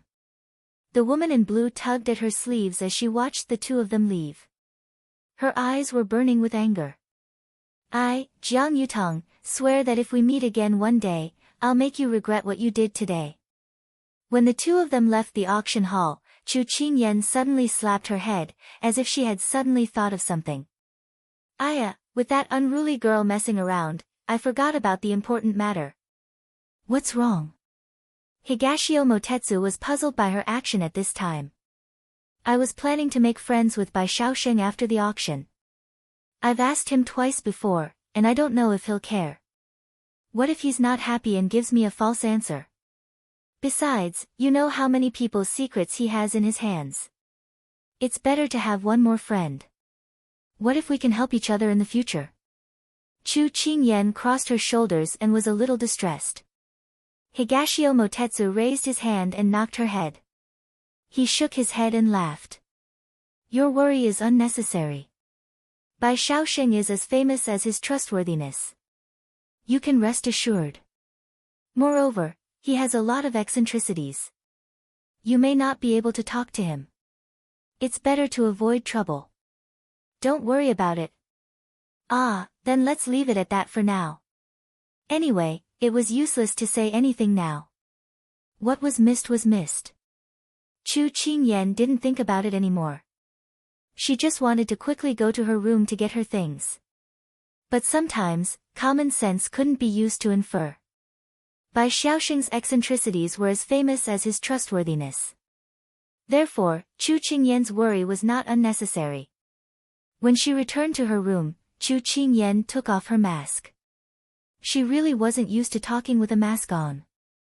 It was too tiring. Higashio Motetsu also took off his mask and put his cowherd mask next to Chu Qingyan's weaver girl mask. He joked, don't say that the masks randomly distributed by Lan Zhuang are quite compatible. Chu Qingyan wasn't thinking about it. She casually said, don't you know that the cowherd and weaver girl are in a dilemma when they meet? In the end, the cowherd and his cow live together, right? Can't you say something nicer? Higashio Motetsu was amused by her. Something nicer? Could it be that telling the truth isn't popular anymore? Well then, I hope you find your weaver girl soon. Chu Qingyan made a face at him. This little girl, her mouth was really sharp. Higashio Motetsu choked on Chu Qingyan's words. His usual glib tongue was useless at this time. Forget it. He didn't want to live together with a cow. Just thinking about it was scary. At this time, the things that Chu Qingyan had been thinking about arrived. The black-clothed man from Lan Zhuang placed 2 boxes in Chu Qingyan's hands and said that someone would send them back in the time it takes for a stick of incense to burn. Then, he bowed and left. Check it first. If there are any problems, you can ask Lan Zhuang immediately. Higashio Motetsu didn't like her doing so much for Xiao Su, but he still reminded her. Chu Qingyan hugged the 2 boxes in her hands, grinning from ear to ear. After hearing his words, she nodded and said as she opened the boxes. So Lan Zhuang left the time it takes for a stick of incense to burn to check our things. How thoughtful. When she opened the first box, it just so happened to contain Bai Shaosheng's answer. She impatiently picked it up and opened the paper. When she saw the answer inside, Chu Qingyan's smile froze. I really was tricked by Bai Shaosheng. Chapter 439. Although Higashio Motetsu didn't like Xiaosu, he couldn't help but want to see where the rumored ice crystal flower was. But as soon as he got closer, he heard the little girl gnashing her teeth, which made him even more curious. 4 elegant words were written on the white paper. Imperial Palace of Jiang Kingdom. Imperial Palace of Jiang Kingdom? It's quite normal. Didn't I help you determine the location? Higashio Motetsu asked in confusion. Where did this trap come from? Chu Qingyan angrily slapped the paper on the table and said, the Imperial Palace of Jiang Kingdom is so big, who knows where it is? Don't we have to search the whole place? Didn't you say that Bai Shaoxing could pinpoint the exact location? He even knew which pair of shoes a certain boss hid his secret stash of money in his room. Why was he treated differently when it came to me? He must have a grudge against me. Higashio Motetsu touched his nose. There was indeed such a thing. Could it be that Bai Shaoxing really didn't want to reveal it intentionally so that he could see the little girl scratching her ears and cheeks? At this time, Bai Shaoxing, who had returned to his room, suddenly sneezed. He frowned, and a subordinate beside him said at the right time, Master, Madam said that people usually sneeze suddenly because they did something wrong. You dare to ridicule me? Bai Shaoxing glanced at him. I don't dare. The subordinate held back his laughter and lowered his head. Bai Shaoxing slowly closed his eyes and planned to rest. But because of the subordinate's words, he muttered in his heart. Who on earth dared to speak ill of him behind his back? But he thought of the answer he left for the little girl. Imperial Palace of Jiang Kingdom. That was not his usual style of doing things. If it were any other time, of course, he would write down the location to a specific corner. But this time, he was unwilling. Since the little girl could come up with a question and an item to stump him, then he would make things difficult for her. Anyway, he didn't violate the rules. Who knew if the Emperor of Jiang Kingdom would change the location on a whim in the future? In order to ensure the rigor of his answer, he simply opened up the scope. If his wife knew what he was thinking, she would probably despise him. Wasn't it because he was unwilling to accept his loss? He couldn't show it because of his face, so he could only make things difficult for others. Ahem, when you go back, don't tell Madam about the answer I wrote for that little girl. If Madam finds out about this, you'll be punished. Bai Shaoxing opened one eye and glanced at Ah-yi. Ah-yi suppressed his laughter and agreed. Master was worried that Madam would lose face if she knew. He understood. Master, the boss of the White Sparrow restaurant said that she wouldn't exchange it for the Snow Heart lipstick even if she was rich. Ah-yi recalled what had just happened and hurriedly reported. I expected it. She's obsessed with makeup. Forget it. Bai Shaoxing leaned against the table, holding his cheek with his thumb and index finger. His thin lips curved into an intoxicating smile. Fortunately, I still have a backup plan. Master, are you referring to the letter you left for the little girl? Ah-yi asked. That's right. Bai Shaoxing nodded.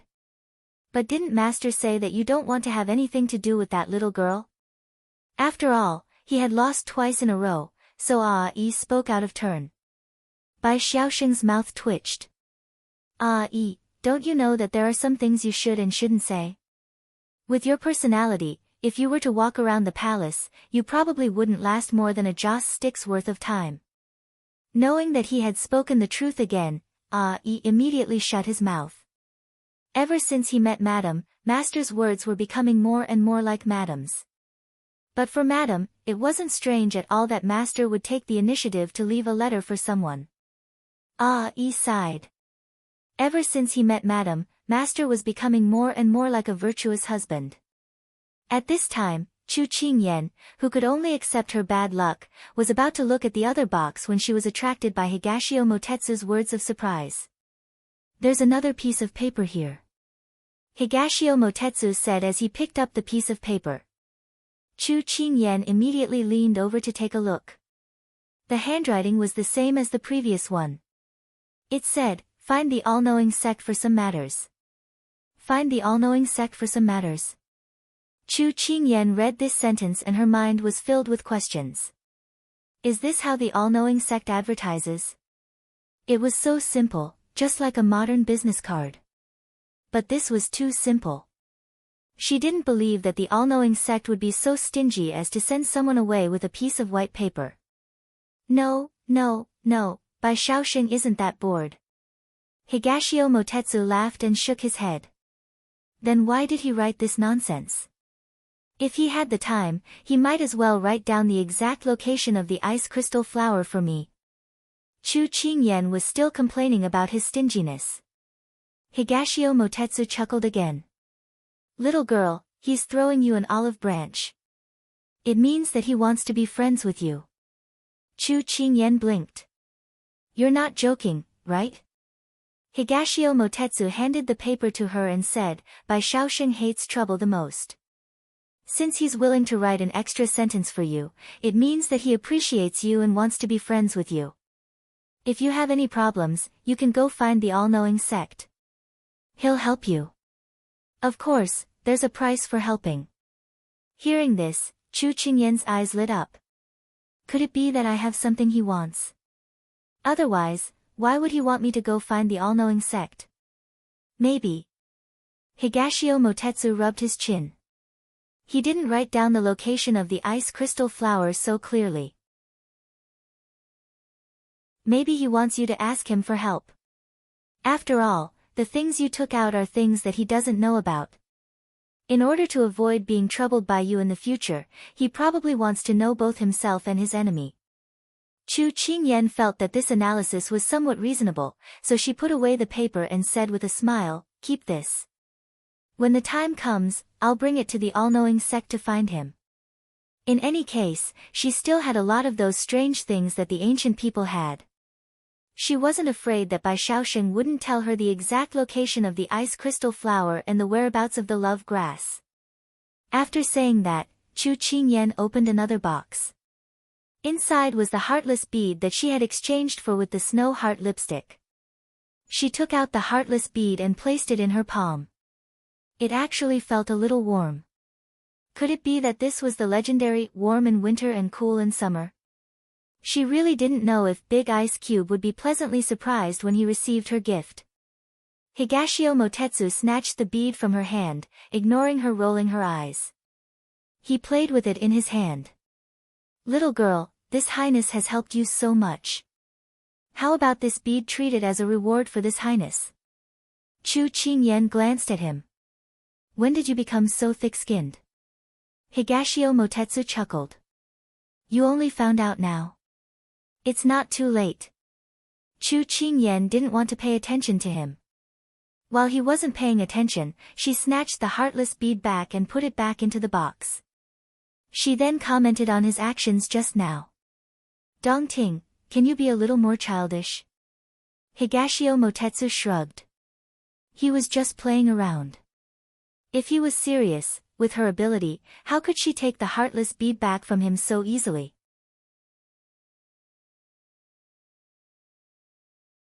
Chapter 440. The two of them stayed in the room for the time it took for a stick of incense to burn. The black-clothed man from Lawn Manor appeared again. He also took out a ribbon, but this time it was to send them back.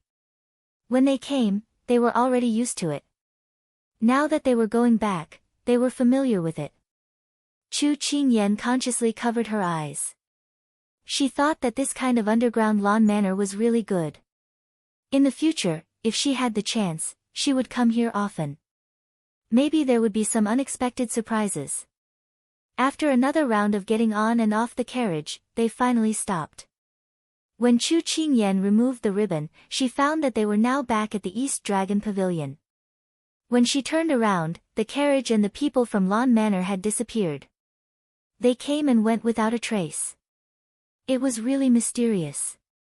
Chu Qingyan tightened the bag on her back. She felt that she had gained a lot. But she thought of Higashio Motetsu, who had lost the auction. Seeing that it was still early, she asked, is it really okay that we didn't get the ginseng fruit? What can it be? The old man did tell me, but this young master didn't promise that he would get it. In fact, for Higashio Motetsu, he didn't care about the ginseng fruit at all. If he didn't know what the old man wanted to do with it, he probably would have tried his best to buy it for him. Unfortunately, after he found out, he didn't want to work for others. Chu Qingyan had nothing to say. She didn't comment on this matter anymore. Let's walk back. I think the sun will set when we reach the agreed place. The sky in winter darkened quickly. She was afraid that the sun would set in another 2 hours. Higashio Motetsu answered casually, as if he was thinking about something. Chu Qingyan saw that he was unusually silent, so she didn't ask anything more. When Chu Qingyan was about to walk back, several sharp sounds pierced through the air. In Lan Manor, in a luxurious and exquisite room, a figure stroked a wine cup and smiled. You said that the little girl used that thing to exchange for the heartless bead? Yes, master. The owner of White Sparrow House seems to treasure it very much. The young girl standing at the side replied. Her voice was very familiar. Wasn't this the woman wearing the jade mask who was hosting on the stage at that time? There was also a young man standing beside her. Judging from his figure, he was similar to the man in the golden mask. That's because I haven't seen it before. I've used it a lot in the past. Her red lips parted slightly, and her voice was somewhat emotional. She had not expected to see something from the modern era today. She had been in the ancient era for so many years, but when she heard things related to the past, she could not help but feel sad. Master is experienced and knowledgeable. Otherwise, how could he have established Lan Manor by himself? The young man was not as mature as he was on the stage. When he spoke in private, he was a little cute. Shangguang, you're being naughty again. The woman nestled on the couch glanced at him and lazily leaned half of her body on the small table. She was wearing an indigo light muslin dress with white jasmine flowers embroidered on the cuffs. It was simple but exquisite. There was a pair of jade earrings by her ears, fresh and beautiful. Her fine black hair was tied up high with pearls and jade ribbons. At the end of her hair hung 2 strings of sapphire blue beads. There was a lock of long hair hanging down her cheeks. She was fresh and refined with a touch of a young girl's playfulness. She had willow eyebrows and big eyes. In the blink of an eye, light flowed and she was seductively beautiful. She was clearly a young girl who was not even 18, but her eyes were filled with a calmness that did not match her age. She was the low-key founder of Lan Manor, Sima Jun. Both the black and white people had to respect her. Master, you don't have to pay attention to Shangguang. This subordinate also heard that the little girl's questions stumped the all-knowing man in Jianghu. The young girl smiled. A servant. Oh, Tanning, tell me about it. Sima Guang had nothing to do, so he listened to pass the time. The young girl was Tanning. Once she heard her master speak, she told him about the chicken or the egg question, as well as the matter of the magnifying glass. Sima Jun originally wanted to say that although they were all part of the transmigrating army, they all had their own transmigrating missions, so they should not interfere with each other. However, when she heard the young girl's words, she could not help but raise her eyebrows. It seems that this little girl is quite interesting. Even that fellow all-knowing man in Jianghu could not help but want to get acquainted with her. This subordinate feels that all-knowing man in Jianghu's goal should be to obtain the item in the little girl's hands. After all-knowing man in Jianghu's love for his wife is not a rumor. Shangguang could not help but say. Sima Jun pursed her lips and smiled. Ah, one has found a good husband. Miss Wan and all-knowing man in Jianghu's love is only hurting us single dogs. Shangguang pretended to be in pain. Tanning glared at him.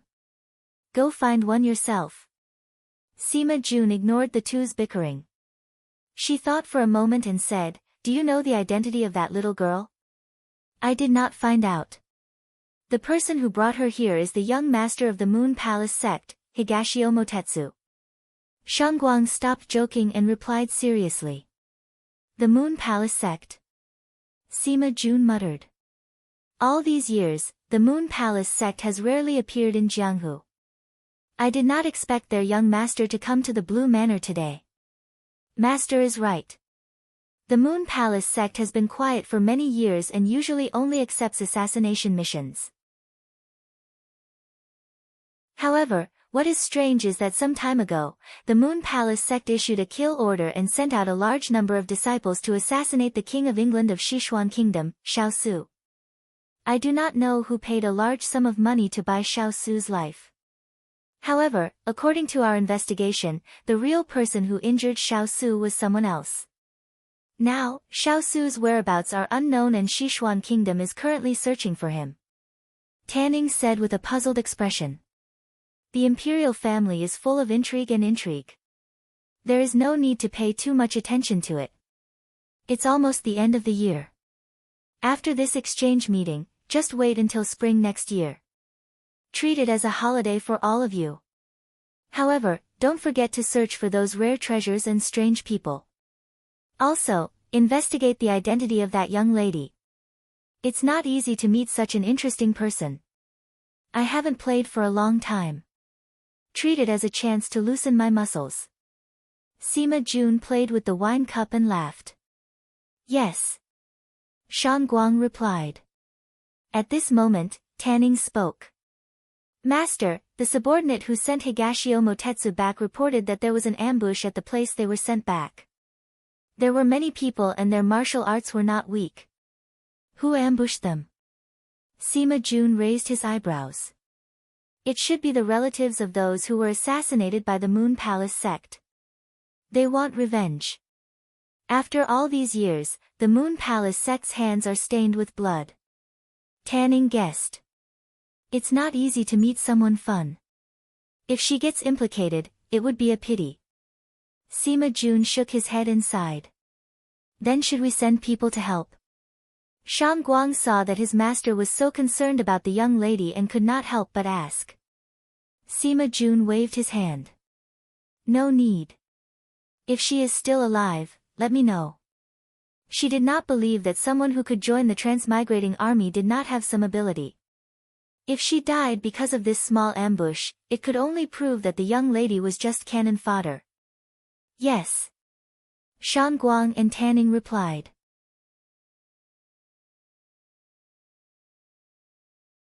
Chapter 441. The sound of swords slicing through the air startled Chu Qingyan, and she instinctively retreated. Higashio Motetsu, who was beside her, reacted faster than her. He quickly stepped forward, reached out, and grabbed the attacker's wrist.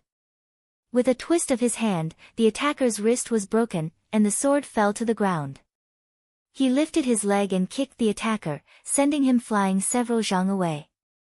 Chu Qingyan could vaguely hear the crisp sound of the attacker's bones breaking. This was the first time she had seen him in action. Chu Qingyan was a little surprised. Whether in terms of reaction or attack, he was several times stronger than her. He was also more ruthless than her. She hadn't exclaimed for long when another person rushed forward, shouting, "Little brat Dong Ting, give me your life. Stay here." Higashio Motetsu saw the people who had leapt out in an instant. He didn't even turn his head as he smiled. Clearly, he was speaking to Chu Qingyan. As soon as he spoke, he stepped on the sword hilt left behind by the attacker. Then, with a hook, the sword fell into his hand. The tip of the sword was pointed at the people who were flying towards him. He raised his phoenix eyes, and a cold light swirled in his eyes. He snorted disdainfully. "If you want to die, this young master will accompany you." As soon as he finished speaking, he swept through the encirclement like a whirlwind. Everything happened too quickly. By the time Chu Qingyan regained her senses, there were already several people lying at her feet, covered in blood. Who were these people? Why did they suddenly attack Higashio Motetsu? What made Chu Qingyan feel strange was that these people were all dressed in casual clothes, and their faces were not covered. They were openly revealing their true faces to assassinate Jiang Yi. Weren't they worried that others would seek revenge on them? At this time, Chu Qingyan heard someone say, "Little brat Dong Ting, your father killed my brother." This time, we definitely won't let you go. Another person said, I, Yen Nanzi, will avenge my wife. Then another person said, your moon palace annihilated my Wu family. These 5 lives, I, Wu Hai, will pay with blood today. And me. You people from the moon palace killed my son and daughter-in-law. You didn't even spare a 3-year-old child. This blood feud is absolutely irreconcilable. I, Fei Yang Shiji, will seek justice for those who died in vain. Chu Qingyan sucked in a breath of cold air. Who exactly was Higashio Motetsu? How did his father end up with so many blood debts? And what was the Moon Palace sect? She was full of questions, but now was not the time to care about these things. Chu Qingyan counted. There were at least a dozen people besieging Higashio Motetsu, and there were more than a dozen people waiting for an opportunity to join in. These people were different from the assassins she had encountered in the past because they did not look like well-trained assassins, but a group of scattered avengers. She could tell from the different weapons they used, the different martial arts moves, and the different clothes they wore. However, such a team was much more lethal than a well-trained assassin. This was because they could catch the enemy off guard and catch them off guard, making it impossible for them to guard against them.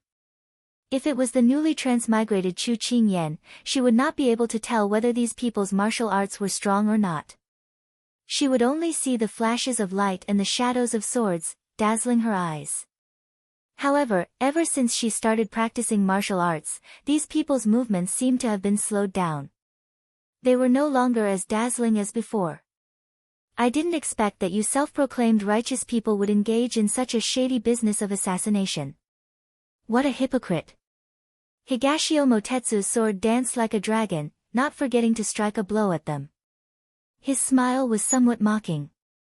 Higashio Motetsu's words succeeded in igniting the flames of the crowd. Pay, to deal with scum like you, we should fight poison with poison. You people from the Moon Palace sect have no right to criticize us. That's right, we only want revenge and let your father have a taste of the pain of losing his own son. Little brat Dong Ting, if you have anything to say, save it for the underworld. They spoke one after another, but their moves did not lessen. Instead, each of their moves was swift and fierce, and they were all killing moves. Higashio Motetsu's sword flashed like a flower, forcing a few people to retreat. He chuckled and said, looks like the righteous sects are just so. Everyone looked at each other, not giving any leeway. Chu Qingyan crossed her arms as she watched Higashio Motetsu fight. She originally wanted to go down and help, but when she saw that he was handling the situation with ease and even teased his opponents from time to time, making them anxious, she gave up on the idea. Although Higashio Motetsu was full of sarcasm, he was actually doing this to disturb the mood of these people. When they were impatient when they attacked, it would be easier for them to reveal their flaws. Although these people had come to besiege Higashio Motetsu with the slogan of revenge, they were divided into several groups. When a few people were tired, they would retreat and replace them with others. This practice made Chu Qingyan despise them. No matter how high Higashio Motetsu's martial arts were, he could not withstand so many consecutive battles. When one's energy was exhausted, one's reaction speed could not keep up with the brain. At this time, Higashio Motetsu did not show any signs of fatigue, but Chu Qingyan was a little worried. Although she did not know the cause of the matter, it was obviously not fair to have so many of them against one. If it was really the righteous sect that Higashio Motetsu said, she would feel ashamed. Although Higashio Motetsu's mouth was a little annoying, after so many interactions, she could feel that he was not a bad person. Even if he was scheming, he was not unkind to her. Chu Qingyan decided not to sit still and wait for death. She was ready to help. Who knew if these people would let her go later? When the crowd saw that Higashio Motetsu had gone through such a long battle and injured many of them, but they could not hurt him at all, they were furious. At this time, someone pointed at Chu Qingyan's position and shouted, "Brother Su, that person appeared with Higashio Motetsu. I guess they are in the same group. Kill him." The people who were waiting for the battle at the side looked in the direction of his finger. When they saw that it was only a young boy who was about 10 years old, holding a big knife, he immediately jumped up and rubbed his hands. "Brother Su, you don't need to take care of this young boy. Why don't you leave him to me? I'll kill him cleanly with a knife." "No, he's still a child. Maybe he's innocent. Besides, our target is Higashio Motetsu. It has nothing to do with others." A square-faced man immediately stopped them. "Innocent? Those who are with that brat must be jackals of the same tribe. Our wives and children who were killed are also innocent. Why don't we see the Moon Palace sect showing mercy?" Another person with a long spear also stood up and shouted for the man with the big knife to chop off Chu Qingyan's head. "You don't have to care. Leave this brat's life to me. I'll take care of him." The man with the big knife waved his hand at the square-faced man and spat. Then, he walked towards Chu Qingyan with the big knife. When the square-faced man heard this, he knew that he could not win against these people. He retreated to the side and looked at Chu Qingyan with pity. It was such a pity for such a beautiful young boy.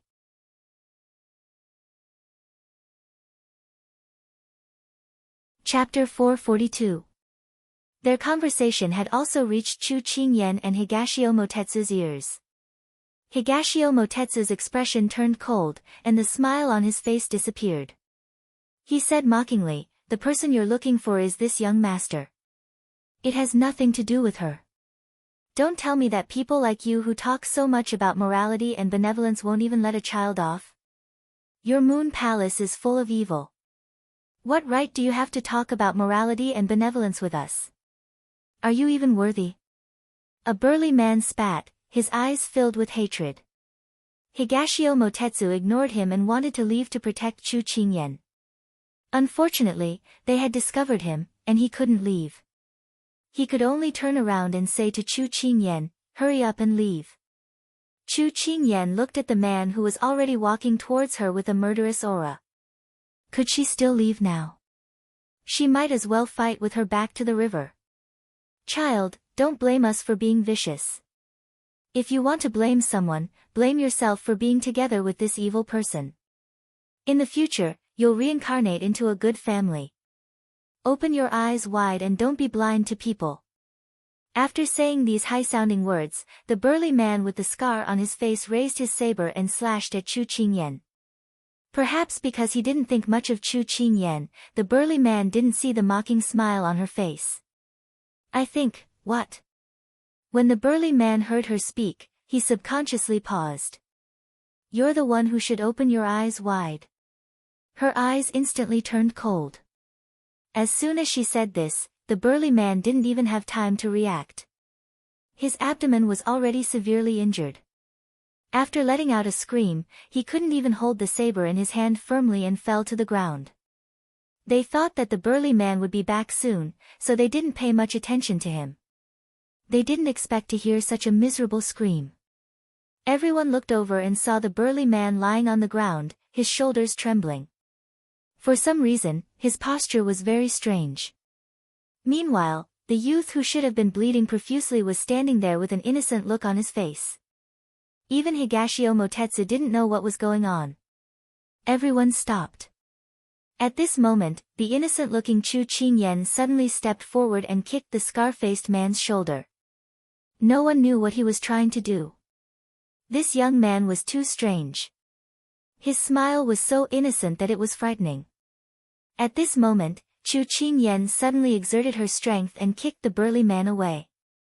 That burly man was like a snowball as he rolled on the ground before coming to a stop. Everyone was stunned. That burly man was at least 160 to 70 kilograms, how could he be kicked away so easily by this young man? Her leg strength. Today's results, the results. Hers too, the training. She's trainings. Today's. Was had made S's with. To. Him. His. She. Suffering, S, to. Was. To. B's. Two's twos's, he's face's face. He's to him. B. Everyone looked at him. They knew where his injury was. It was obvious that this youth's attack was not light. Of course it wasn't light. One kick was enough to send a person flying. That place was even more fragile. Even if Chu Qingyan only used 30% of her strength, it was enough to make him unable to do it. Chu Qingyan slowly walked out. Looking at the crowd, her eyes flashed coldly. Are you people from a righteous sect? Don't do to others what you don't want done to you. You can even lay your hands on a weak child. It's obvious that you people aren't noble. When she said the words weak child, Higashio Motetsu laughed unkindly. But then he received a glare from Chu Qingyan. He immediately looked away. He was afraid that he wouldn't be able to hold back his laughter. If it were an ordinary child, we wouldn't hurt him. But you're with Higashio Motetsu. You're definitely in the same boat. Think about it. How could an innocent child have the strength of your leg? The man with the spear said sarcastically. Hee, if it were an innocent child, he would have been cut down. How would he have the chance to stand here and talk to you? Chu Qingyan sneered. Dissatisfied with Chu Qingyan's rude words, the people at the side said, don't talk nonsense with him. Those who follow Higashio Motetsu deserve to die. After saying that, the man raised his sword and stabbed at Chu Qingyan. Higashio Motetsu saw this and wanted to save her. The people surrounding him immediately rushed up. The few of them were tangled up again. Higashio Motetsu couldn't do anything. He could only say to Chu Qingyan, find a chance to leave. Chu Qingyan knew that he wanted her to leave first. With her qinggong, it wouldn't be difficult to escape. But seeing so many people besieging him, how could she be at ease leaving him alone? The tip of the sword was already close. Chu Qingyan was unarmed.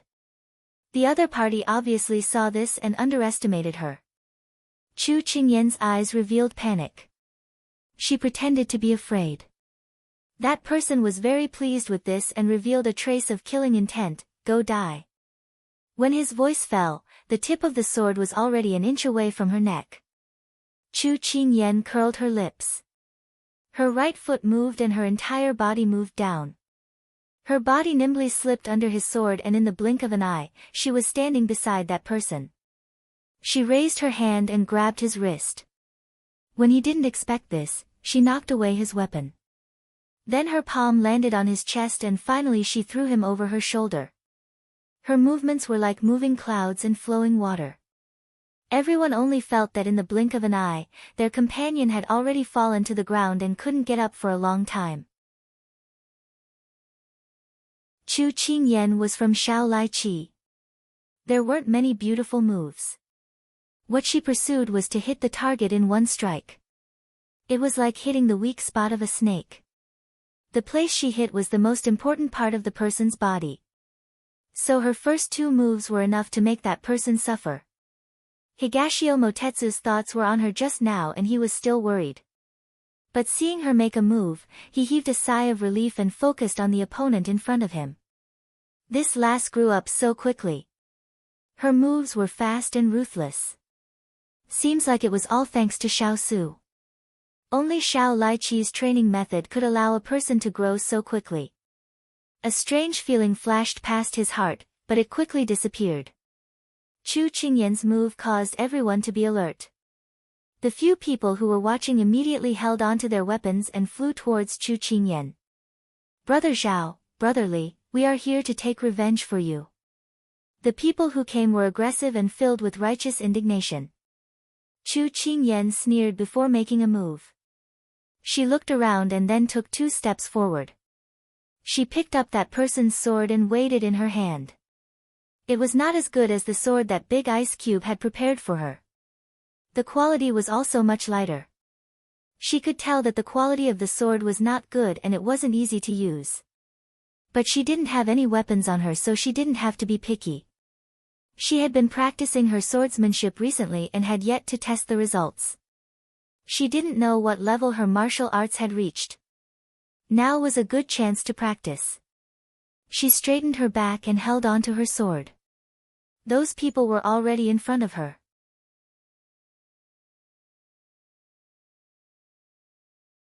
Chapter 443.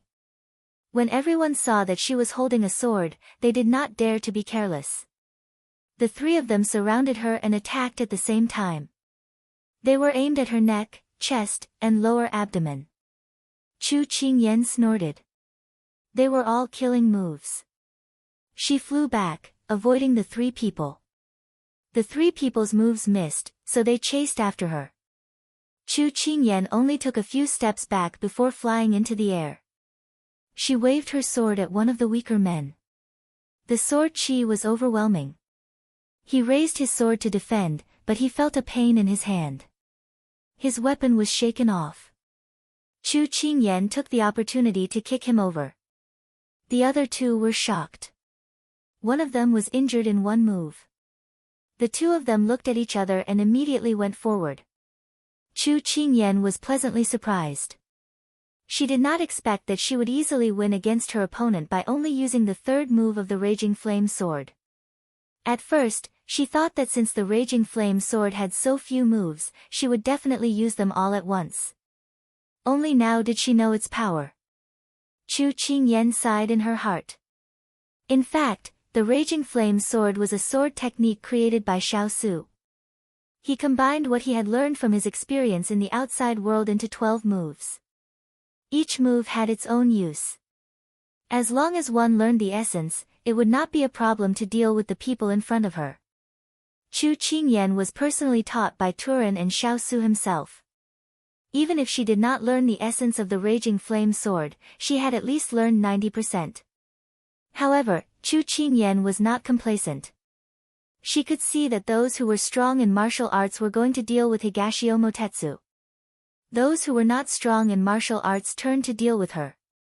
The remaining two people, one on the left and one on the right, went towards Chu Qingyan. Chu Qingyan knew that their martial arts were not weak, so she did not dare to be careless. She tightened her bag and let go of herself to fight with the two of them. Her Raging Flame Sword was not skilled enough. She wanted to take advantage of this opportunity to familiarize herself with the 12 moves and merge them together. She would not just follow the script. Therefore, actual combat was very important. You had to use what you had learned to adapt to the situation when your opponent made a move, because no one would cooperate with you and play with you from the first move to the 12th move. Every time they were about to be defeated, the young man would suddenly stop, giving them time to catch their breath. Although they were suspicious, the other party's attacks were getting faster and faster, fiercer and fiercer. They simply couldn't resist at all. In the end, they looked at Chu Qingyan, panting heavily. Are you playing with us? If you want, just give me a quick death. Chu Qingyan did not pay attention to them. Instead, she lowered her head and looked at her own hands. Her heart was filled with joy.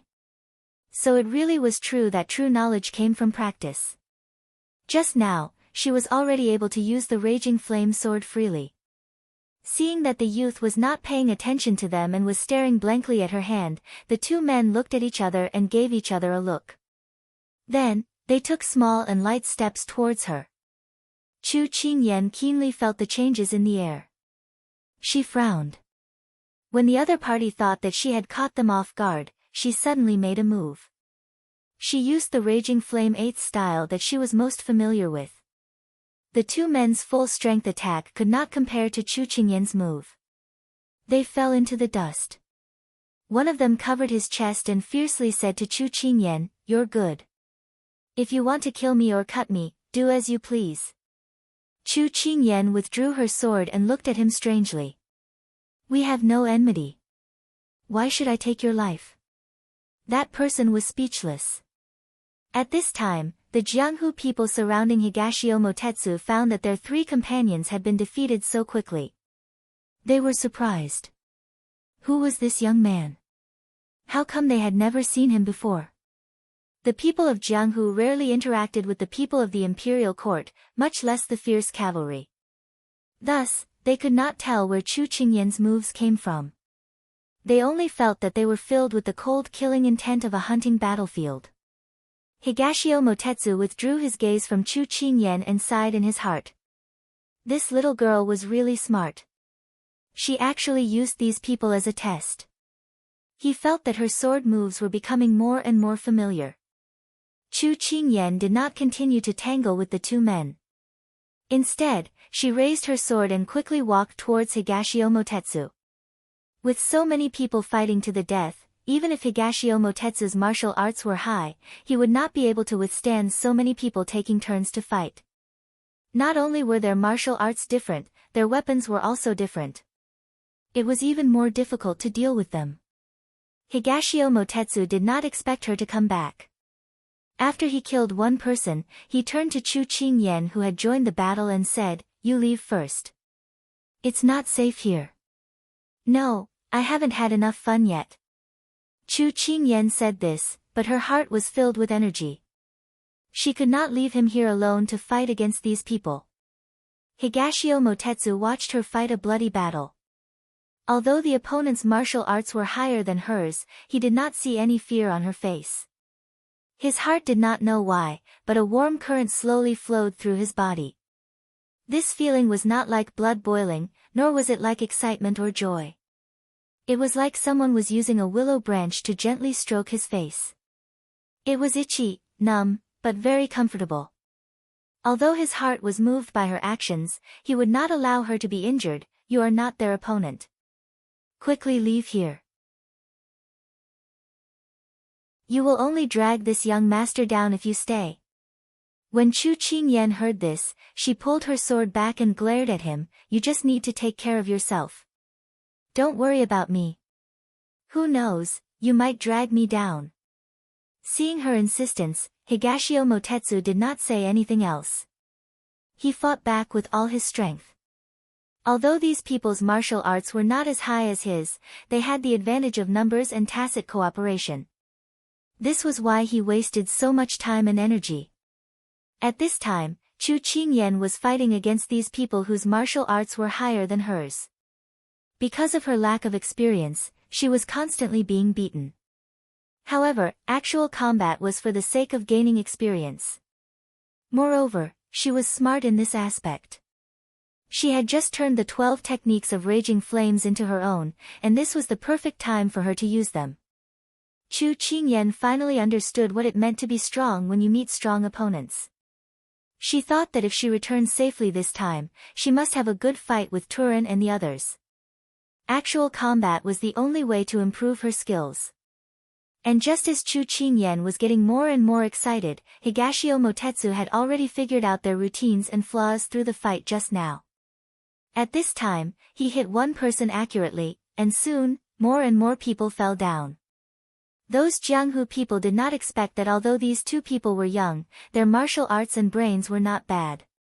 Seeing that their own people were getting fewer and fewer, and that the situation was getting more and more obvious, they panicked. "Retreat." The one with the higher prestige among the crowd made a prompt decision and ordered. The people who were fighting stopped one after another, supporting their injured companions on the ground and retreating. One person shouted with a stern expression, "Revenge is a dish best served cold." Higashio Motetsu, just you wait. After saying that, he quickly retreated, leaving behind a mess on the ground. Higashio Motetsu smiled and did not care much. He planned to turn around and look for the little girl. He seemed to have seen her injured just now. But as soon as he turned around, a sharp sword was aimed at his throat. "Higashio Motetsu, who are you? What is your relationship with the Moon Palace sect?" He stood in the same spot, his phoenix eyes reflecting her serious expression.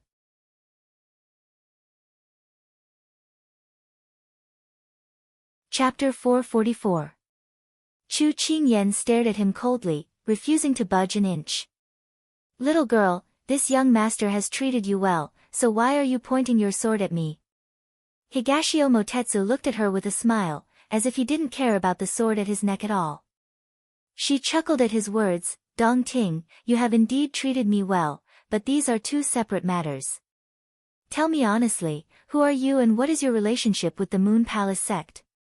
Otherwise, why would they target you? When she heard the words Moon Palace Sect, she felt that they were somewhat familiar, but she didn't immediately recall where she had heard them. However, when they were fighting, she suddenly remembered where she had heard them. In the Sichuan, on that rainy night, the people of the Moon Palace Sect had surrounded and killed the big ice cube. If Higashio Motetsu was a member of the Moon Palace Sect, then hadn't he been lying to her all this time? Higashio Motetsu saw her serious expression and suppressed anger between her brows. He guessed that she had already thought of the Moon Palace Sect. No, he had guessed it from the moment she had pointed her sword at his throat. He didn't want to let the little girl know his identity so soon, otherwise, the rest of his journey would be difficult. Little girl, I am Higashio Motetsu, and Higashio Motetsu is me. He smiled slightly, his phoenix eyes slightly raised, revealing a seductive look. But the other party didn't fall for this trick. She pushed her sword forward a bit and stared at him without saying a word. Higashio Motetsu couldn't help but sigh when he saw this. Little girl, I'll tell you the truth.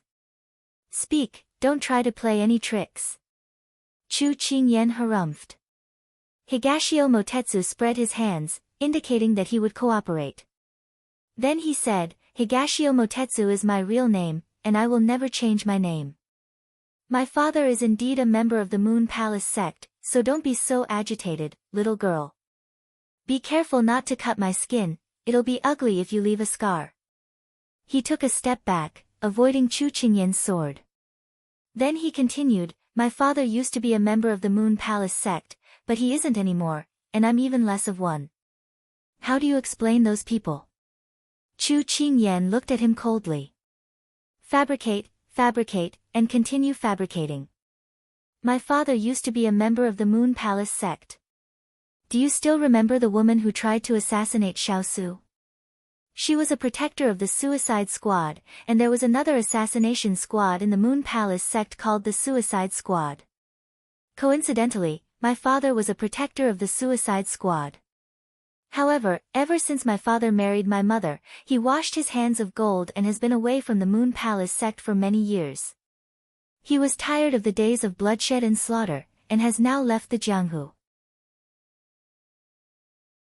However, the massacre that he caused back then was an established fact, and there are many people who want to take revenge on him. As his son, of course I have to pay for my father's debts.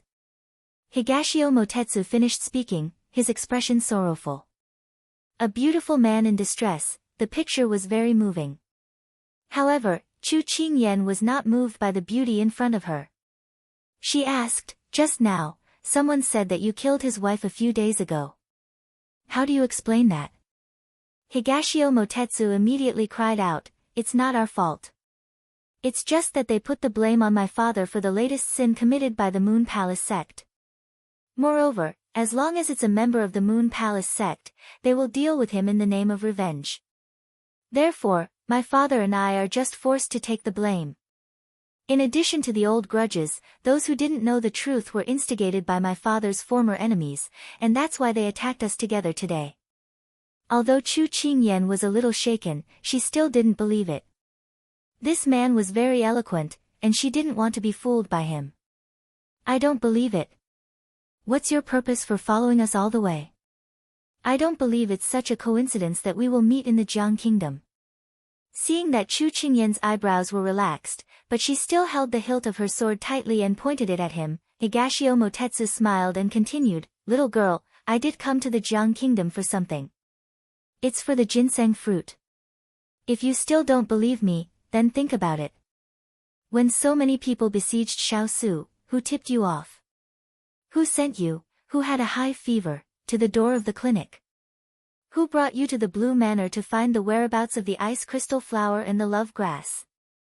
If I really have a purpose for following you, why did I help you again and again? Wouldn't it be better to take the opportunity to catch you? Why do I have to go through so much trouble? As soon as he finished speaking, Chu Qingyan moved her sword away a little. What Higashio Motetsu said was indeed true, but it was also what she couldn't figure out. If he really had a purpose, why didn't he take action after so many opportunities? Seeing that his words were effective, Higashio Motetsu continued, little girl, if you don't believe me, you can ask someone to investigate the matter of the guardians of the killing group betraying the Moon Palace. Then you can confirm whether what I said is true or not.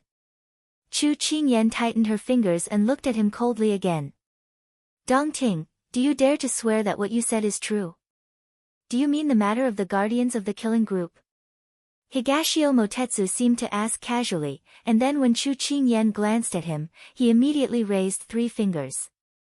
I, Higashio Motetsu, swear to God that if what I said is true, let me become the ugliest person in the world.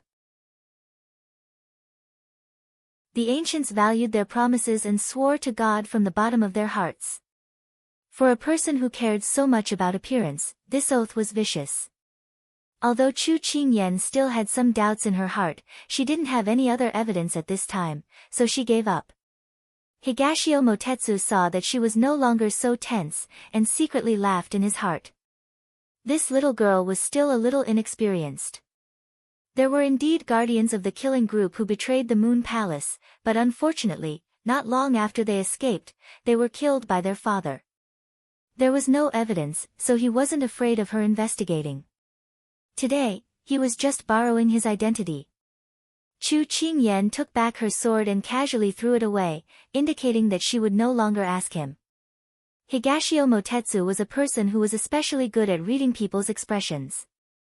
After the crisis was over, he immediately took advantage of it. Little girl, I'm injured. Upon hearing that he was injured, Chu Qingyan immediately went forward to check on him. She saw that there was a cut on the back of his hand, and the corner of her mouth twitched. You're too precious, it's just a red mark. After her body relaxed, Chu Qingyan felt a slight pain in her arm. She frowned and raised her hand, only to find that her arm had been stabbed at some point, and her sleeve was dyed red. Higashio Motetsu saw that she was in pain, and his expression changed. Ignoring her struggle, he lifted her arm to check. After checking, he found that there was no bone injury, only a flesh wound. However, the flesh was torn open, and it was a little serious. He coughed lightly and said, Little girl, I've implicated you. If you feel guilty, you can write off all the things that I owe you. Chu Qingyan took advantage of the situation and said. Higashio Motetsu revealed a bright smile at her and said evilly, No way. You have no sincerity at all. Chu Qingyan felt that the wound wasn't very deep, so she didn't care too much. She was just a little worried about how to explain to the big ice cube when she went back. She had only come out for a walk to buy something, and she ended up in this ghastly state. She had a headache.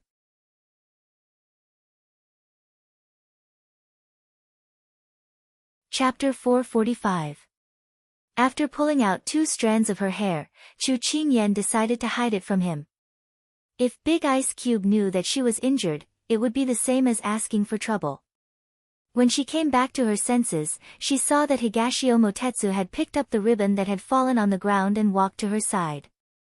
He lifted her arm and carefully bandaged it. This young master doesn't have the habit of carrying medicine for injuries. I'll help you take care of it first.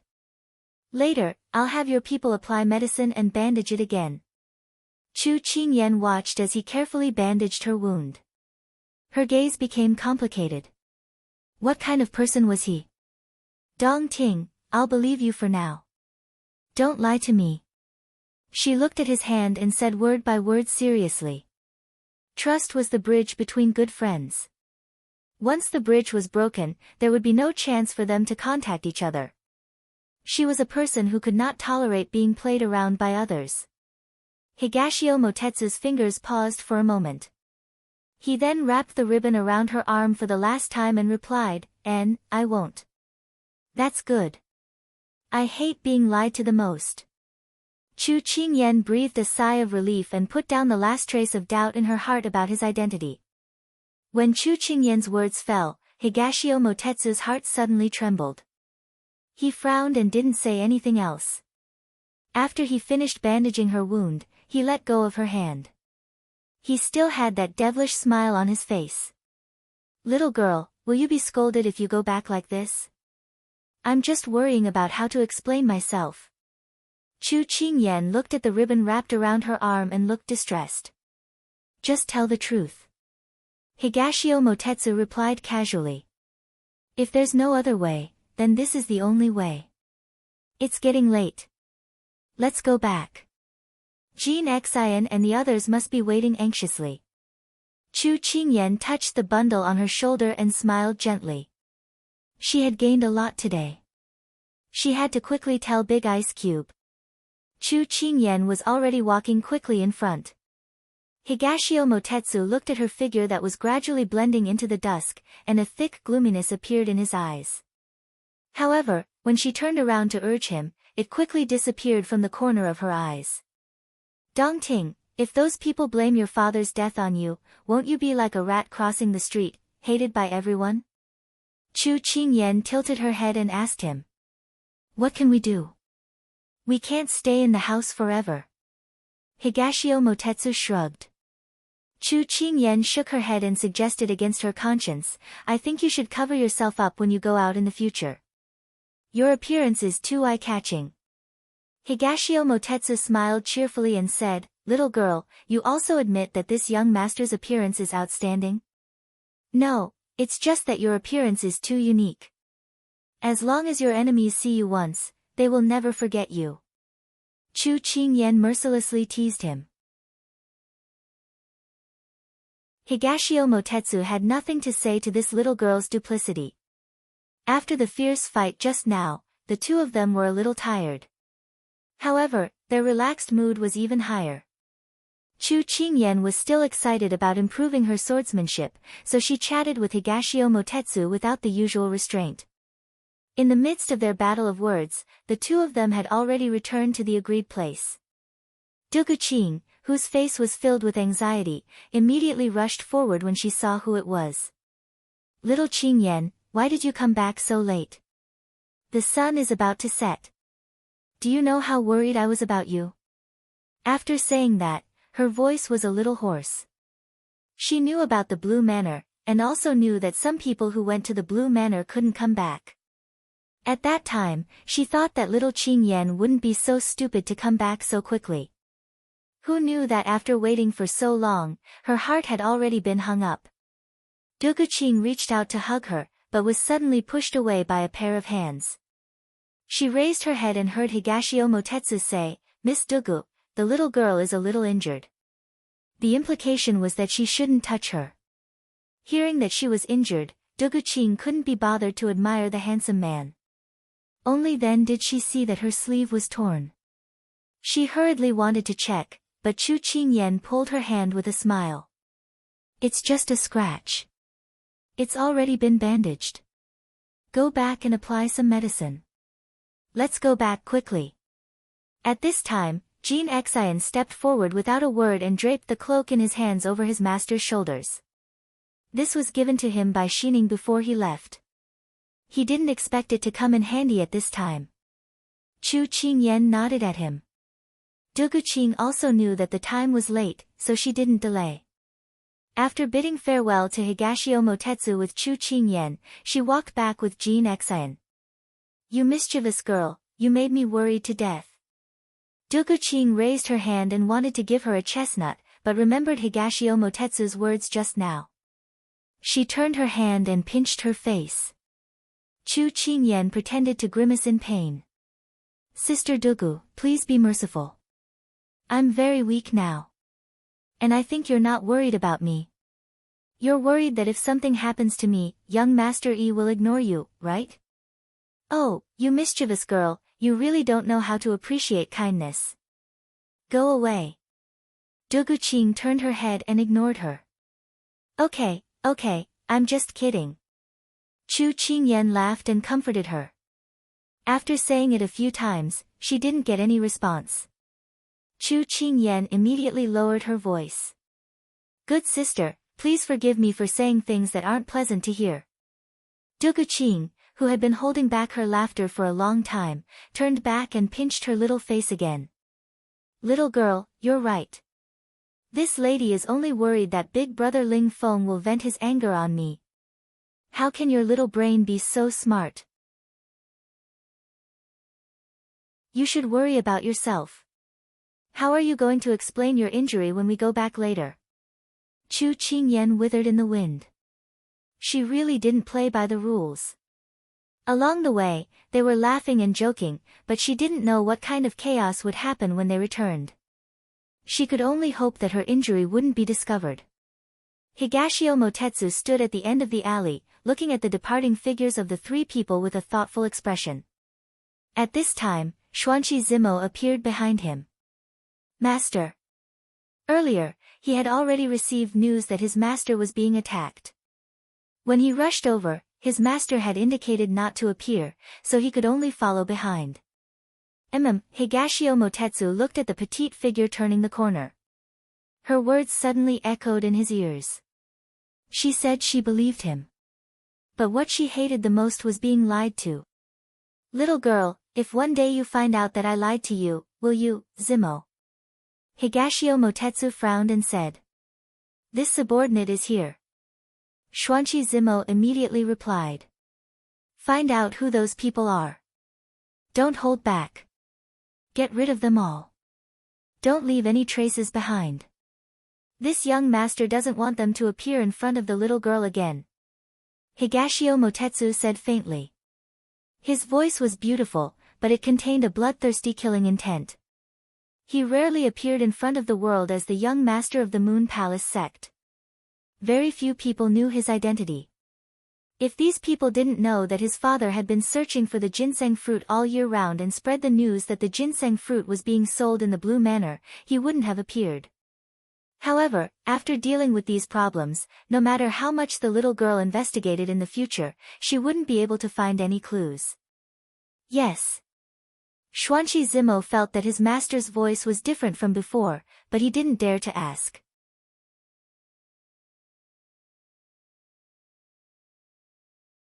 Chapter 446. As soon as they stepped into the Yi estate, Chu Qingyan reminded them again not to divulge today's matter, then walked towards the rear courtyard. Soon, she reached the rear courtyard's entrance and saw a figure from afar. Chu Qingyan subconsciously hid behind Du Guqing. Chu Qingyan's action stunned Du Guqing.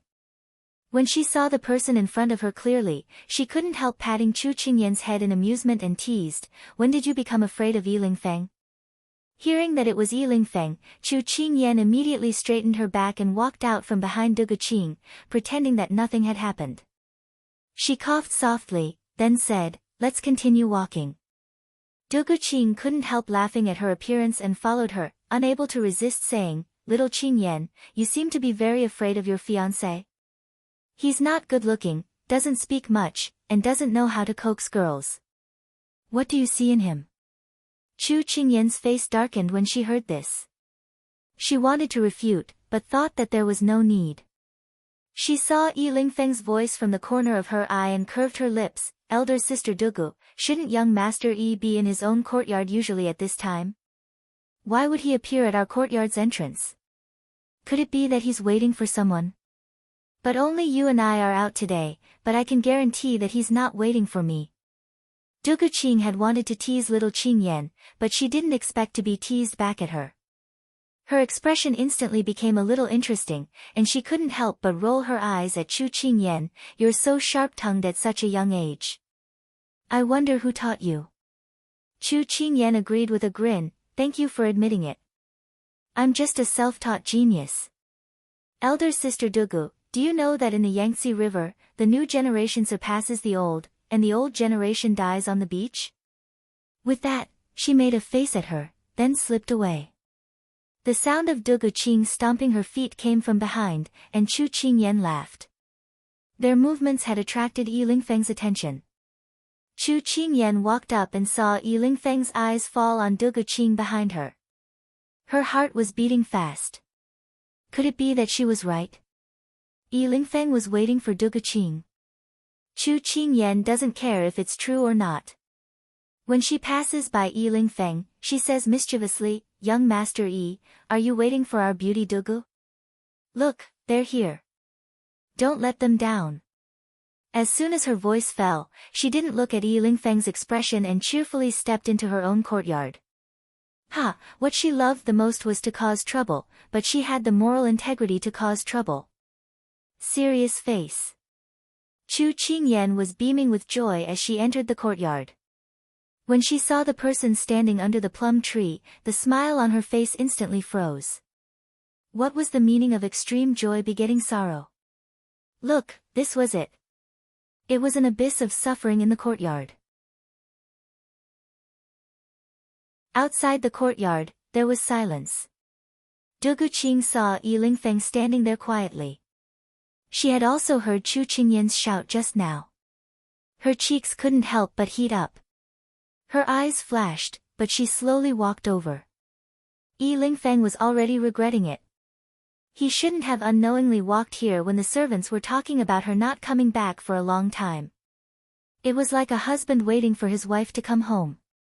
He originally wanted to say hello and turn to leave, but when he saw her red cheeks and her big grape-like eyes, he couldn't move his feet. He could only watch as she approached step by step. Big brother Lingfeng, what are you doing here? She walked in front of him, but he didn't say anything. Du Guqing could only take the initiative to speak. This question was quite normal. Yi Lingfeng cleared his throat and was about to answer, but she unexpectedly popped out another sentence. Are you waiting for me? Cough, cough. Yi Lingfeng instantly choked. He already knew this fellow's character of not giving up until she said something shocking, but he still hadn't learned his lesson. Du Guqing's eyes widened. She wanted to go up and pat his back, but Yi Lingfeng avoided her. I'm fine. Hearing this, she said very innocently and cutely, Big brother Lingfeng, are you very excited to see me? Yi Lingfeng indicated that he didn't want to talk to her anymore. He must be crazy to worry about her. Just that mouth of hers was enough to scare away those bad people. Yi Lingfeng didn't say anything to her as he turned to leave. Out of sight, out of mind. AI, Big brother Lingfeng, why are you leaving? You still haven't told me, are you waiting for me? How could Du Guqing let go of this great opportunity as she immediately followed him? Don't pull me. Tell me, did you miss me? Nonsense. You're lying, I saw you blink twice. The servants who were cleaning at the side saw this scene and were very shocked. Why did their distinguished and elegant young master always run away in front of this girl?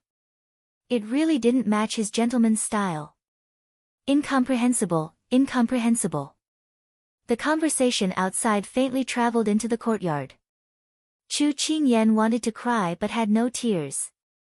Ally, how could you run away by yourself? Didn't you say that you would cover for me? How could you drop the ball at such a crucial moment? If Du Guqing knew what she was thinking, she would definitely reply, isn't there still Jean Xn?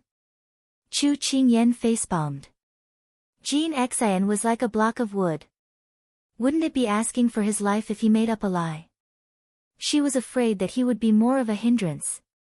Forget it, the facts proved that she could only fight on her own now. Under the plum blossom tree, a big Buddha was eyeing her covetously. Big ice cube. She didn't dare to take another step forward and called out to him from afar.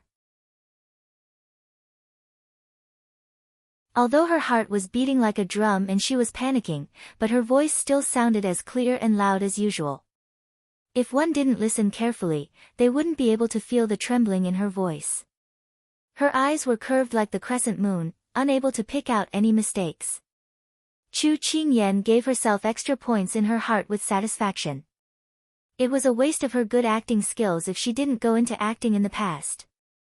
Unfortunately, the big Buddha didn't care about this at all. Aren't you tired of standing so far away? Xiao Su felt a little uncomfortable when he saw that she was so far away from him. I have something to look for Sister Yen Luo. Chu Qingyan didn't dare to approach him and spoke quickly. She didn't wait for him to speak and was about to slip away. Come back. Xiao Su frowned and ordered her. He felt that something was wrong with her today. She was doomed. What she didn't want was coming. Chu Qingyan sighed. It was better to be open and honest than to be hesitant. Unfortunately, she understood it too late. She walked slowly towards him, trying to figure out how to get out of this situation. You didn't eat today? Seeing her crawl slowly like a snail, Xiaosu's voice suddenly turned cold. Chu Qingyan wanted to cry but had no tears. How would she dare to dawdle? Therefore, she looked happy on the surface, but in fact, she was crying on the inside. She skipped towards Xiaosu. Are you hiding something from me? Xiaosu's eyes scanned her face and he hit the nail on the head. Chu Qingyan immediately shook her head. Xiaosu saw that she was standing there obediently and didn't make things difficult for her. He was about to let her go and find Qing Yanluo. However, he vaguely smelled the scent of blood. His expression changed slightly. Are you injured? Chu Qingyan wanted to cry but had no tears. Big ice cube, what kind of nose do you have? It's even more sensitive than a wolf. Big ice cube, don't be angry. Chu Qingyan blurted out.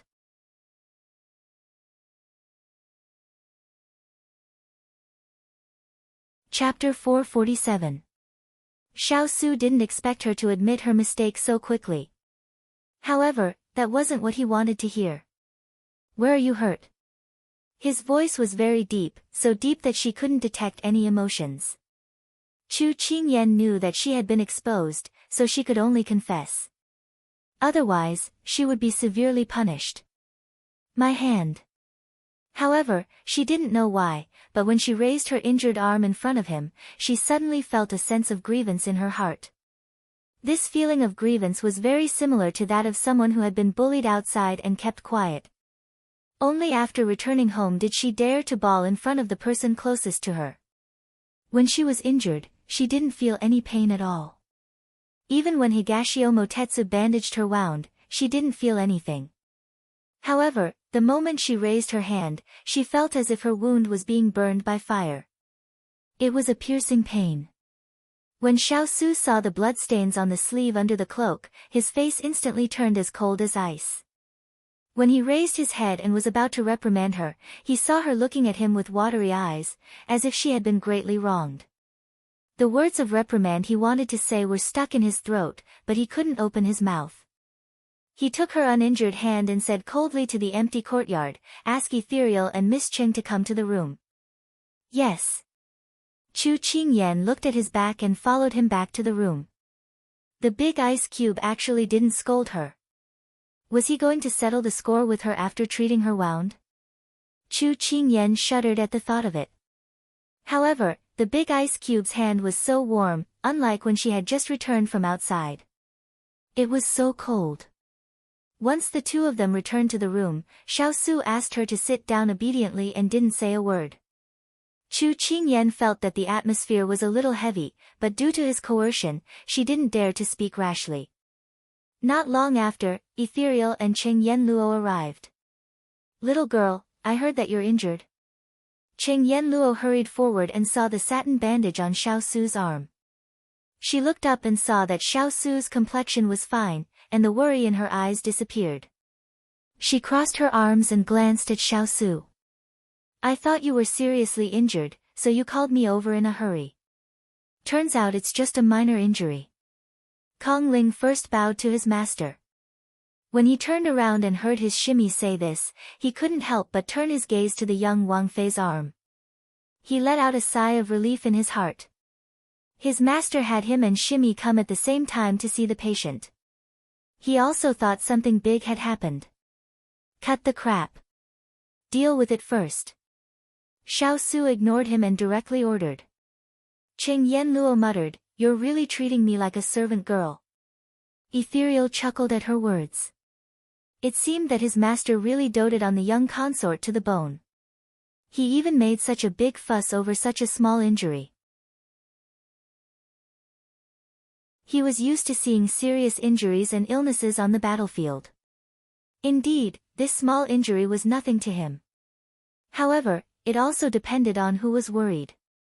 Seeing the young consort sitting obediently on the chair like a little wife, he couldn't help but want to laugh. It seemed that only his master could control the young consort.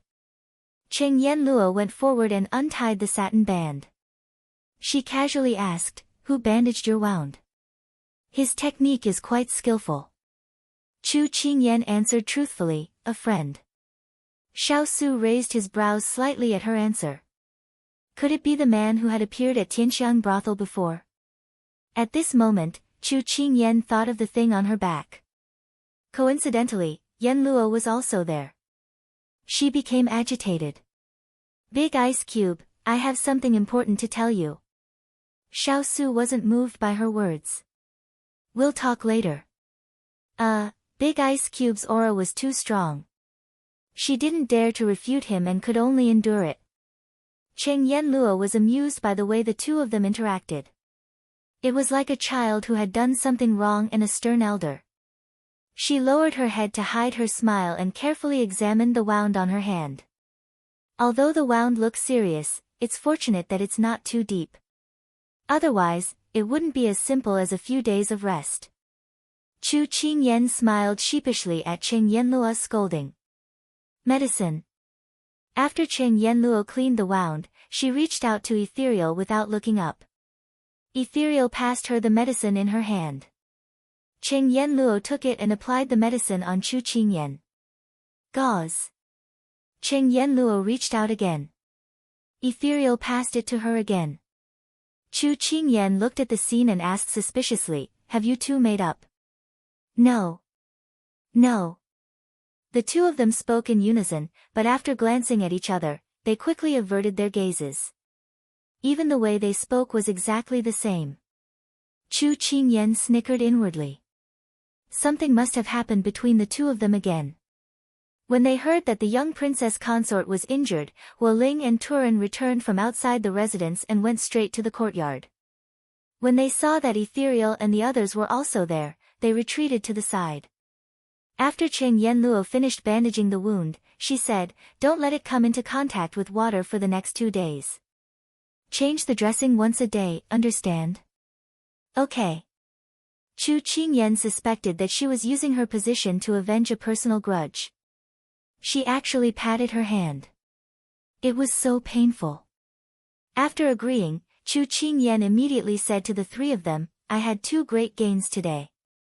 They're related to the ice crystal flower and the love grass." Cheng Yenluo and Ethereal immediately stopped what they were doing and looked at her in surprise. Ethereal blurted out, "Young princess consort, what did you say?" Turin and Hualing glanced at each other, equally surprised. And Xiao Su, who was watching her apply the medicine, was also slightly surprised.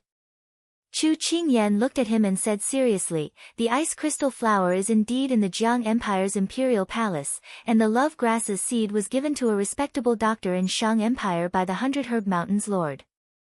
However, that doctor has already passed away, so I'm not too sure about the current whereabouts of the love grass." "Young princess consort, is what you said true?"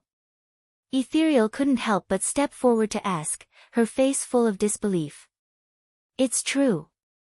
Chu Qingyan nodded solemnly. "Where did you obtain these 2 pieces of information?" Xiao Su didn't ask about the reliability of the information, but directly asked about the source. He was more concerned about whether her injury was caused by prying for information. Chu Qingyan already knew that she couldn't hide the fact that she went to the Blue Manor from everyone, so she told everyone everything she did in the Blue Manor in detail. She only skipped over the matter of those people from the pugilistic world besieging them. The all-knowing man in pugilistic world? He's very famous in the pugilistic world, so what he said shouldn't be false. Hualing was very excited. Cheng Yenluo suddenly realized, "No wonder you made me fiddle with that lipstick a few days ago. So it was for this transaction. Little girl, you really hid it well." Chu Qingyan didn't dare to accept Cheng Yenluo's words, nor did she dare to look at the big ice cube's current expression. She had deceived everyone this time, but unfortunately, she had no choice but to self-destruct in the end. Turin also spoke up at this time, "Master, this subordinate feels that the 2 pieces of information young princess consort obtained are very useful. We've narrowed down the scope in an instant, so we can concentrate on these 2 areas.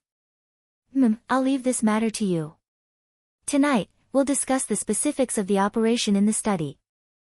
Xiao Su nodded. Young Princess Consort had helped them greatly this time. Although their master was very unhappy with young Princess Consort's unauthorized actions, they could only say, "Young Princess Consort, you're on your own." Turin and Hualing immediately accepted the order in high spirits.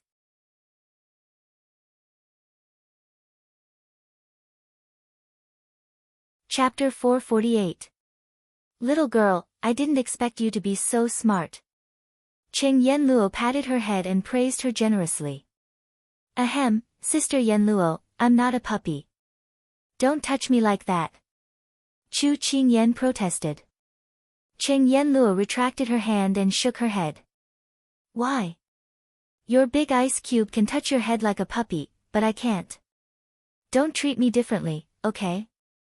I helped you treat your wound just now. Chu Qingyan rolled her eyes. That's different.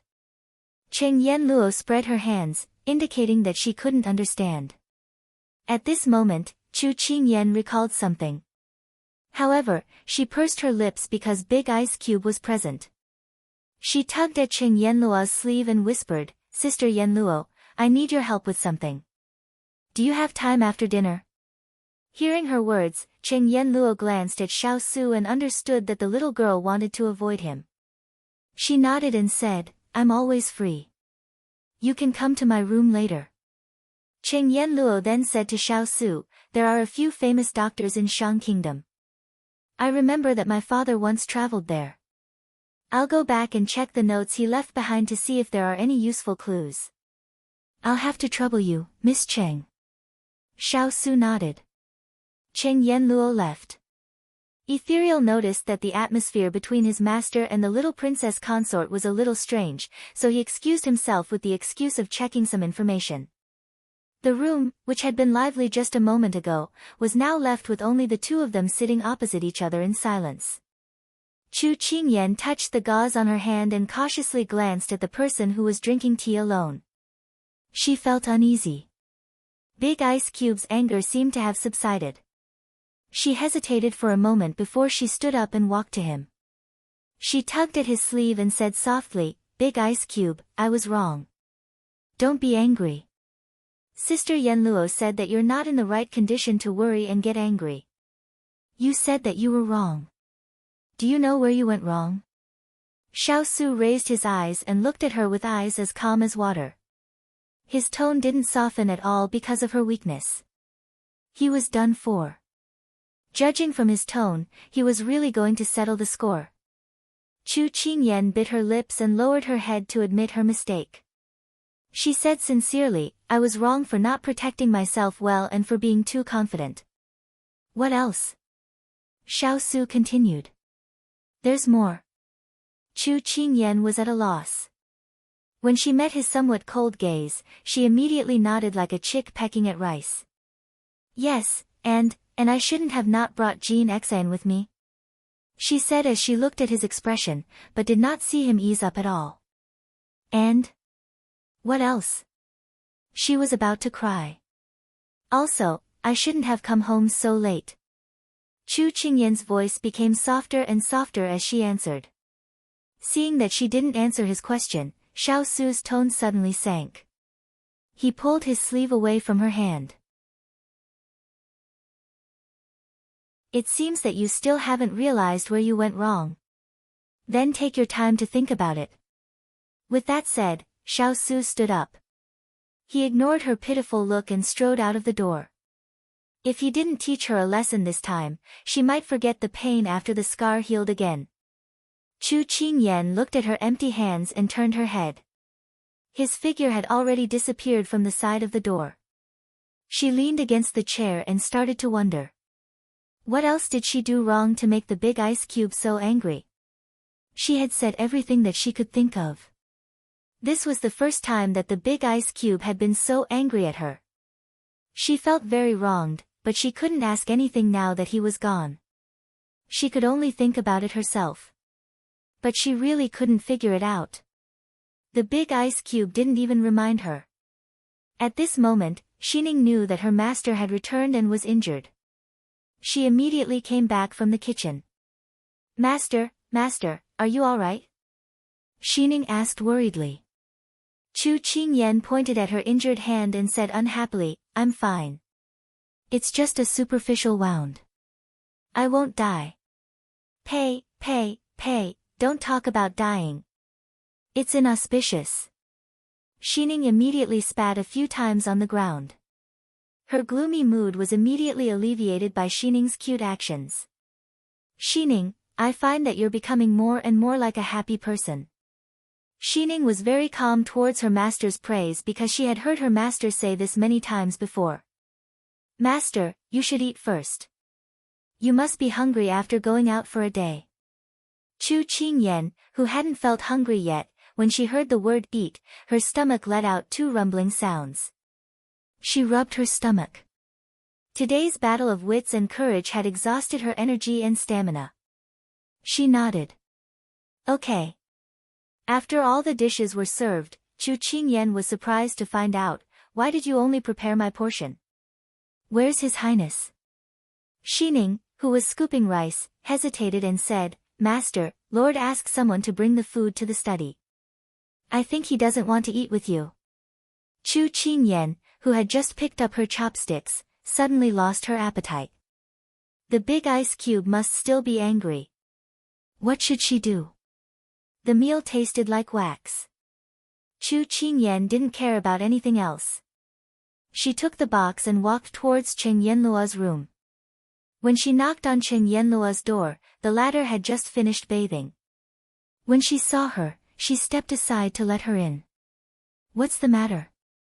Why did you come looking for me behind His Highness's back? Cheng Yanluo adjusted her clothes and looked at her curiously. Chu Qingyan didn't waste any time. She walked to the table and put down the box. I used lipstick to exchange for something at the Blue Manor. Help me appraise it. As she spoke, she opened the box. The box wasn't deep. Half of a white jade ball was exposed. Cheng Yanluo's attention was immediately drawn to it. She reached out and took out the ball that was slightly bigger than a grape.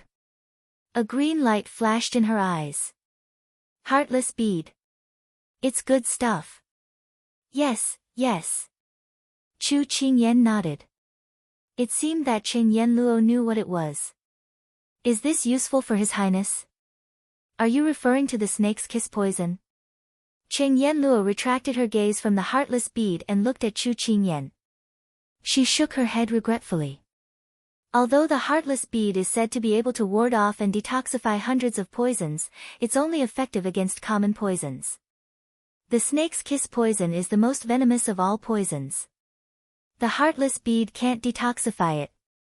Chu Qingyan's eyes were disappointed. I see. Actually, when she made the exchange, she didn't think about the snake's kiss poison. She was just hoping for a fluke. Otherwise, she would have asked Big Ice Cube about it when he was around. She just didn't want to have any extra hope and disappoint Big Ice Cube later. That was why she chose to ask him secretly. After all, she didn't have much hope. Cheng Yanluo's tone changed when she heard her disappointed tone. She smiled and said, although it can't detoxify the snake's kiss poison, it doesn't mean that it has no other effects. After all, this is a top-notch detoxification bead that everyone in the world covets. You can't underestimate it. Oh. Then what other effects can it have on the snake's kiss poison? Chu Qingyan's eyes lit up with hope.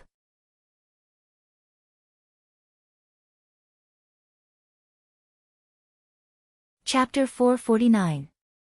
Cheng Yanluo sat down and leaned against the back of the chair with a relaxed expression. She looked at the anxious Chu Qingyan with a smile on her face. She suddenly felt that this little girl was like a little kitten lying on her lap, waiting to be fed. She couldn't help but want to tease her. Little girl, have you heard that there's no such thing as a free lunch in this world? When Chu Qingyan heard her tone, she knew that she wanted to negotiate with her. She felt very tired. Why did each and every one of them want to help her with the purpose of negotiating?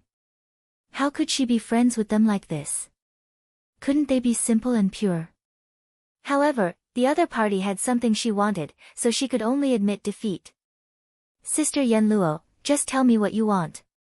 If it's within my capabilities, I'll definitely satisfy you, Chu Qingyan replied solemnly. Cheng Yen Luo pretended to be obedient. Little girl, I'm not the kind of person who would take advantage of an opportunity to blackmail others. However, since you've asked so sincerely, I'll feel bad if I don't accept it. I won't stand on ceremony then. I think your Shueishin lipstick is pretty good. Can you make me a set too? Although she had participated in the production of Shueishin lipstick, she had only provided the flowers. Chu Qingyan was the one who actually made it. She had the recipe but didn't know where to start. When Chu Qingyan heard this, she nodded graciously. Although the production process of Shueishin lipstick was troublesome, it wasn't difficult for her. She could make 1 or 2 lipsticks, so she agreed readily. Straightforward. I like your character. You're not wishy-washy or bashful. After praising her highly, Cheng Yen Luo cut to the chase. Although the snakebite's poison is too strong and can't be detoxified by the heartless bead, the heartless bead has the ability to condense the poison and slow down the spread of the poison. Although it can't detoxify the snakebite's poison, it can at least slow down the spread of the poison. Cheng Yen Luo saw that she was puzzled, so she continued to explain. The redstone fruit can slow down the onset of the snakebite's poison and save a person's life for 81 days. The heartless bead has the same effect, but it's not as effective as the redstone fruit. How long can the heartless bead delay? Chu Qingyan felt that this effect was very powerful, and asked anxiously. This. Cheng Yen Luo frowned and said uncertainly, I don't know. After all, no one has tested it before. Chu Qingyan felt that these 10 days were too short, but it was better than nothing. Cheng Yen Luo then added, but now that you've obtained the Heartless Pearl, the effects might be better if you use it in advance. At least your highness will be able to use his internal martial arts without triggering the poison. Chu Qingyan's eyes lit up. If that's the case, that would be great. Then the big ice cube won't be restricted. She couldn't use martial arts, so she was trapped by Junzi Mei and Junzi Sheng in Junlan. Even if Big Ice Cube didn't say anything, she could still feel the humiliation. If a person lost the skills that they relied on to survive, they would feel despair and anxiety. Martial arts wasn't something that Big Ice Cube relied on to survive, but it was something that he couldn't do without. It was like he was used to writing with his right hand, but one day, he couldn't hold the pen with his right hand anymore. It was a feeling that he couldn't describe to others. Although Big Ice Cube didn't show it, Cheng Yen Luo knew how frustrated he was. The appearance of the Heartless Jade just so happened to solve this dilemma. Cheng Yen Luo couldn't help shaking her head when she saw how overjoyed Chu Qingyan was. Little girl, you've been poisoned by your Big Ice Cube. It's too deep. Chu Qingyan looked her up and down and retorted bluntly, you've been poisoned by your Murongju too. We're in the same boat. Wow, is this how you treat your benefactor? Be careful, or I won't help you next time. You won't be able to ask for help. Cheng Yen Luo snorted. Chu Qingyan raised her hands in surrender. She was afraid that she would have to trouble Cheng Yen Luo with a lot of things in the future. She'd better straighten out this Empress Dowager's feathers first. But to be honest, I feel that the two of you have been acting strange recently. Did you do something behind my back? Chu Qingyan put away the box and asked with concern. What do you mean by behind our backs? Let's do it openly, okay? As soon as she said that, Cheng Yen Luo realized that she had said too much. She immediately stopped talking and looked away, trying to change the subject. It's getting colder and colder. Little girl, you should wear more clothes. Don't catch a cold. Her stiff tone and lame topic were enough to prove that she was guilty. Chu Qingyan moved her head closer to Cheng Yen Luo, looked into her eyes and asked seriously, don't change the subject. Tell me now. I'll be lenient if you confess. Cheng Yen Luo moved her face away and cleared her throat. It's not what you think. Don't get involved. Chu Qingyan looked at her suspiciously. You're really not going to tell me? You'd better take care of your big ice cube. We're fine. Cheng Yenluo patted her head and smiled naturally. All right, I won't ask. Chu Qingyan spread her hands. But I think that lovers who can kill each other can still love each other. I really hope that you two can get back together. Cheng Yenluo smiled and said, forget it. After this trip to Jiang Kingdom is over, we'll go our separate ways. He has his responsibilities, and I have my medical center. In the future, we won't be able to work together. Chu Qingyan could hear the sadness in her voice, and she thought to herself, isn't this like the torture before parting? It was indeed the world of love. No one could understand it.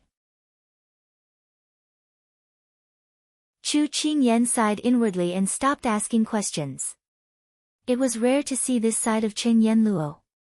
Little girl, if your big ice cube gets rid of the poison, what are your plans? Cheng Yenluo suddenly asked. There's no if. He'll definitely get rid of the poison. Chu Qingyan said solemnly. I don't know what plans I have. I don't have any big ambitions at the moment. I'll just stay by Big Ice Cube's side. If he goes back to Sichuan to be the Lord, I'll accompany him to the capital. If he leaves everything behind, I'll wander the world. It's all good. It seems that your feelings for your Big Ice Cube are quite deep. I'm so envious. Cheng Yenluo poured a cup of tea for Cheng Yenluo and another for herself. She was a little absent-minded as the warm tea pressed against her fingers. She yearned to follow Big Ice Cube at all costs. Unfortunately, the person was not right and the time was not right. Chu Qingyan couldn't help but laugh. I'm just a rice worm. I won't starve to death if I stay by Big Ice Cube's side. Such ambition. Cheng Yenluo shook her head. It's too small. It's too embarrassing. No, I feel that I'm cute. Cheng Yenluo giggled. Chu Qingyan also laughed.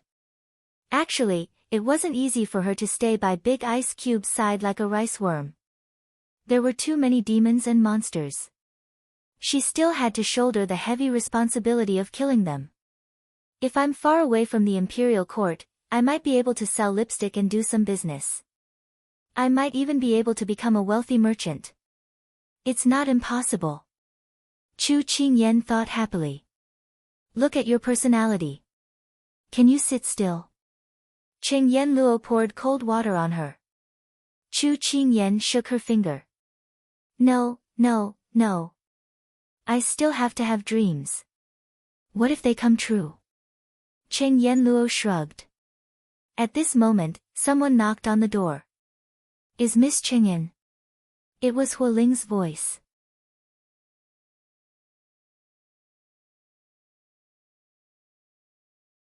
Chapter 450. Here. Cheng Yenluo answered and stood up to open the door.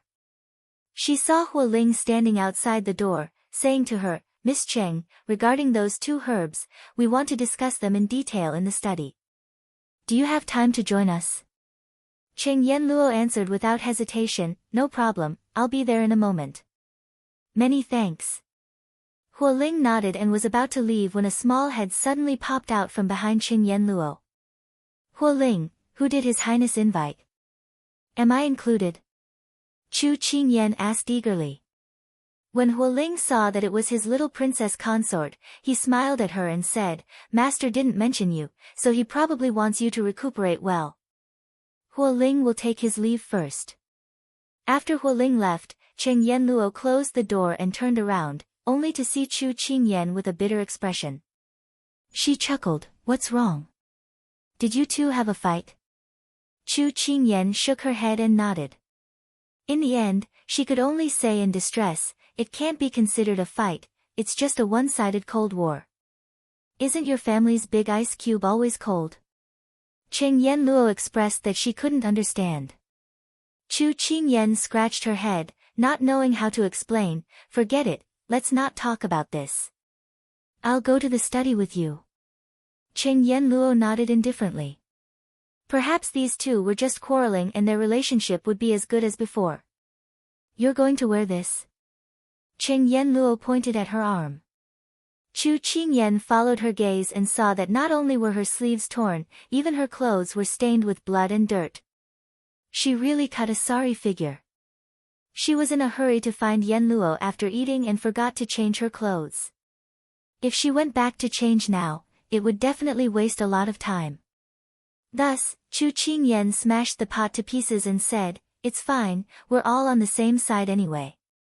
There's no need to worry about losing face." Hearing her say this, Cheng Yenluo didn't say anything else and followed her out the door. When the two of them arrived at the study, Yi Lingfeng, Fire Spirit, Ethereal, Wood Spirit, and Turin were already there. As soon as he saw Chu Qingyan, Xiao Su, who was sitting at the head of the table, gave her a disapproving look, but since there were so many people present, he didn't scold her to go back to her room. Chu Qingyan had already felt his cold gaze as soon as she entered the room, but she didn't dare to meet his eyes. She was the one who found this information, so she had the right to participate, okay? However, she only dared to argue in her heart. No matter how bold she was, she wouldn't dare to say it in front of him. They all knew that the little princess had gone out on her own and was even injured. Therefore, their master's expression was unusually bad tonight. Therefore, the subordinates could only look down and pretend that they did not see the young princess consort. However, just because the fierce cavalry did not speak, it did not mean that the others would not speak. Only to hear, Miss Chu, I heard that you went deep into the tiger's den and got injured to help Brother Xiao obtain those two important pieces of information. You're really too brave. Sure enough, those who follow Brother Xiao are not ordinary people. Yi Lingfeng fanned himself with a paper fan and sipped his tea, speaking in a strange tone. Every word that came out of his mouth stepped on Xiao Su's sore spot. As soon as his words fell, not only did Xiao Su's expression change, Chu Qingyan's face also darkened.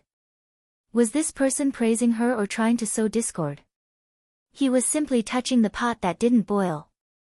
Could it be that he was bearing a grudge because of what she said in the afternoon? If that was the case, then he was as petty as Bai Shaosheng. Young Master Yi, I didn't get injured because of the information. There's another reason. Can you not confuse people, okay? Chu Qingyan said in a bad mood. Oh. Then what's the reason? Yi Lingfeng wanted to get to the bottom of it. He completely ignored Chu Qingyan's knife-like gaze. Because of her words, he had been pestered by Du Guqing for several hours. And because of that sentence, he had been feeling uneasy the entire night. Usually, Chu Qingyan was protected like a treasure by Xiao Su. Now that he had finally caught her tail, how could he let her off easily? I'm not telling you. Chu Qingyan secretly glanced at the ice cube's cold face and turned back to glare at Yi Lingfeng in fright. Can't this person have some eyesight? Can't he see that she doesn't want to say? It was rare for her to be so deflated. Yi Lingfeng wanted to open his mouth to tease her, but he was shocked by the cold words floating from above. Don't quarrel, Lingfeng. You're not young anymore. Why are you making things difficult for a child? Yi Lingfeng couldn't help but twitch his mouth. To be so protective of her to this extent, he had to give it to him. Prioritizing love over friendship. Hearing the ice cube's words, Chu Qingyan was secretly delighted. The ice cube still cared about her. But unfortunately, the cold words from above also came crashing down. The matter of you being injured, I'll settle it with you later. Chu Qingyan was stunned, yes. Seeing their master and the princess consort interact, Wu Ling and the others all held back their laughter. This interaction was too funny. Yi Lingfeng looked at Chu Qingyan's lowered head and his heart calmed down. This brother of his was quite fair. But Yi Lingfeng forgot one thing. If it wasn't for Xiao Su speaking up, Chu Qingyan would have been forced to say the reason. How could Xiao Su not see that Chu Qingyan didn't want to talk about this topic? He only spoke up because he didn't want to make things difficult for her, so Xiao Su was still protective of her. It was a pity that Yi Lingfeng did not think of this and was still feeling smug. Back to the topic, let's talk about tonight's topic first. Xiao Su's voice returned to normal as he said coldly, Hualing, Turan, tell us the information you've gathered. Hualing spoke first. This afternoon, we brought people to investigate the surroundings of the Jiang Kingdom's imperial palace. We found that their guards were the same as a few days ago. The number of guards only increased. Our people are not familiar with the terrain of the Jiang Kingdom's imperial palace. If we want to sneak into the imperial palace at night and search for the ice crystal flower, we may have to consider it at length.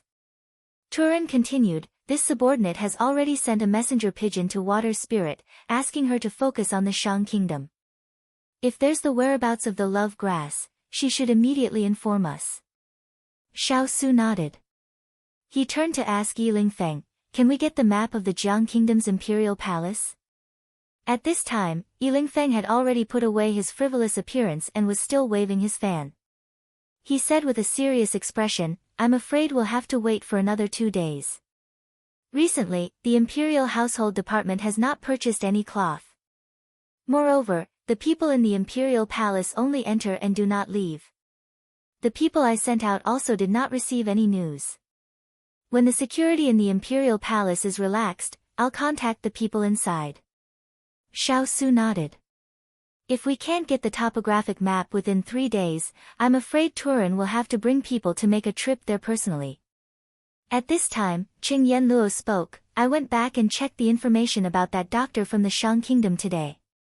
There are only 3 people who meet the 3 conditions of being a person of virtue and prestige, being acquainted with the 100-herb mountain lord, and having already passed away. Which 3 people? Chu Qingyan asked with widened eyes. She originally thought that the love grass would have to fish in the sea of the Shang Kingdom. She did not expect that they could narrow down the search area in 1 day. She could not be more lucky. You're tuning into the Blissful Bookshelf YouTube channel. We're so grateful for your support and don't forget to subscribe to join us on this incredible journey through captivating stories. Your generosity through donations truly makes a world of difference, as it's the primary source of revenue that allows me to expand and enhance this channel for you. Thank you from the bottom of my heart for being a part of this adventure.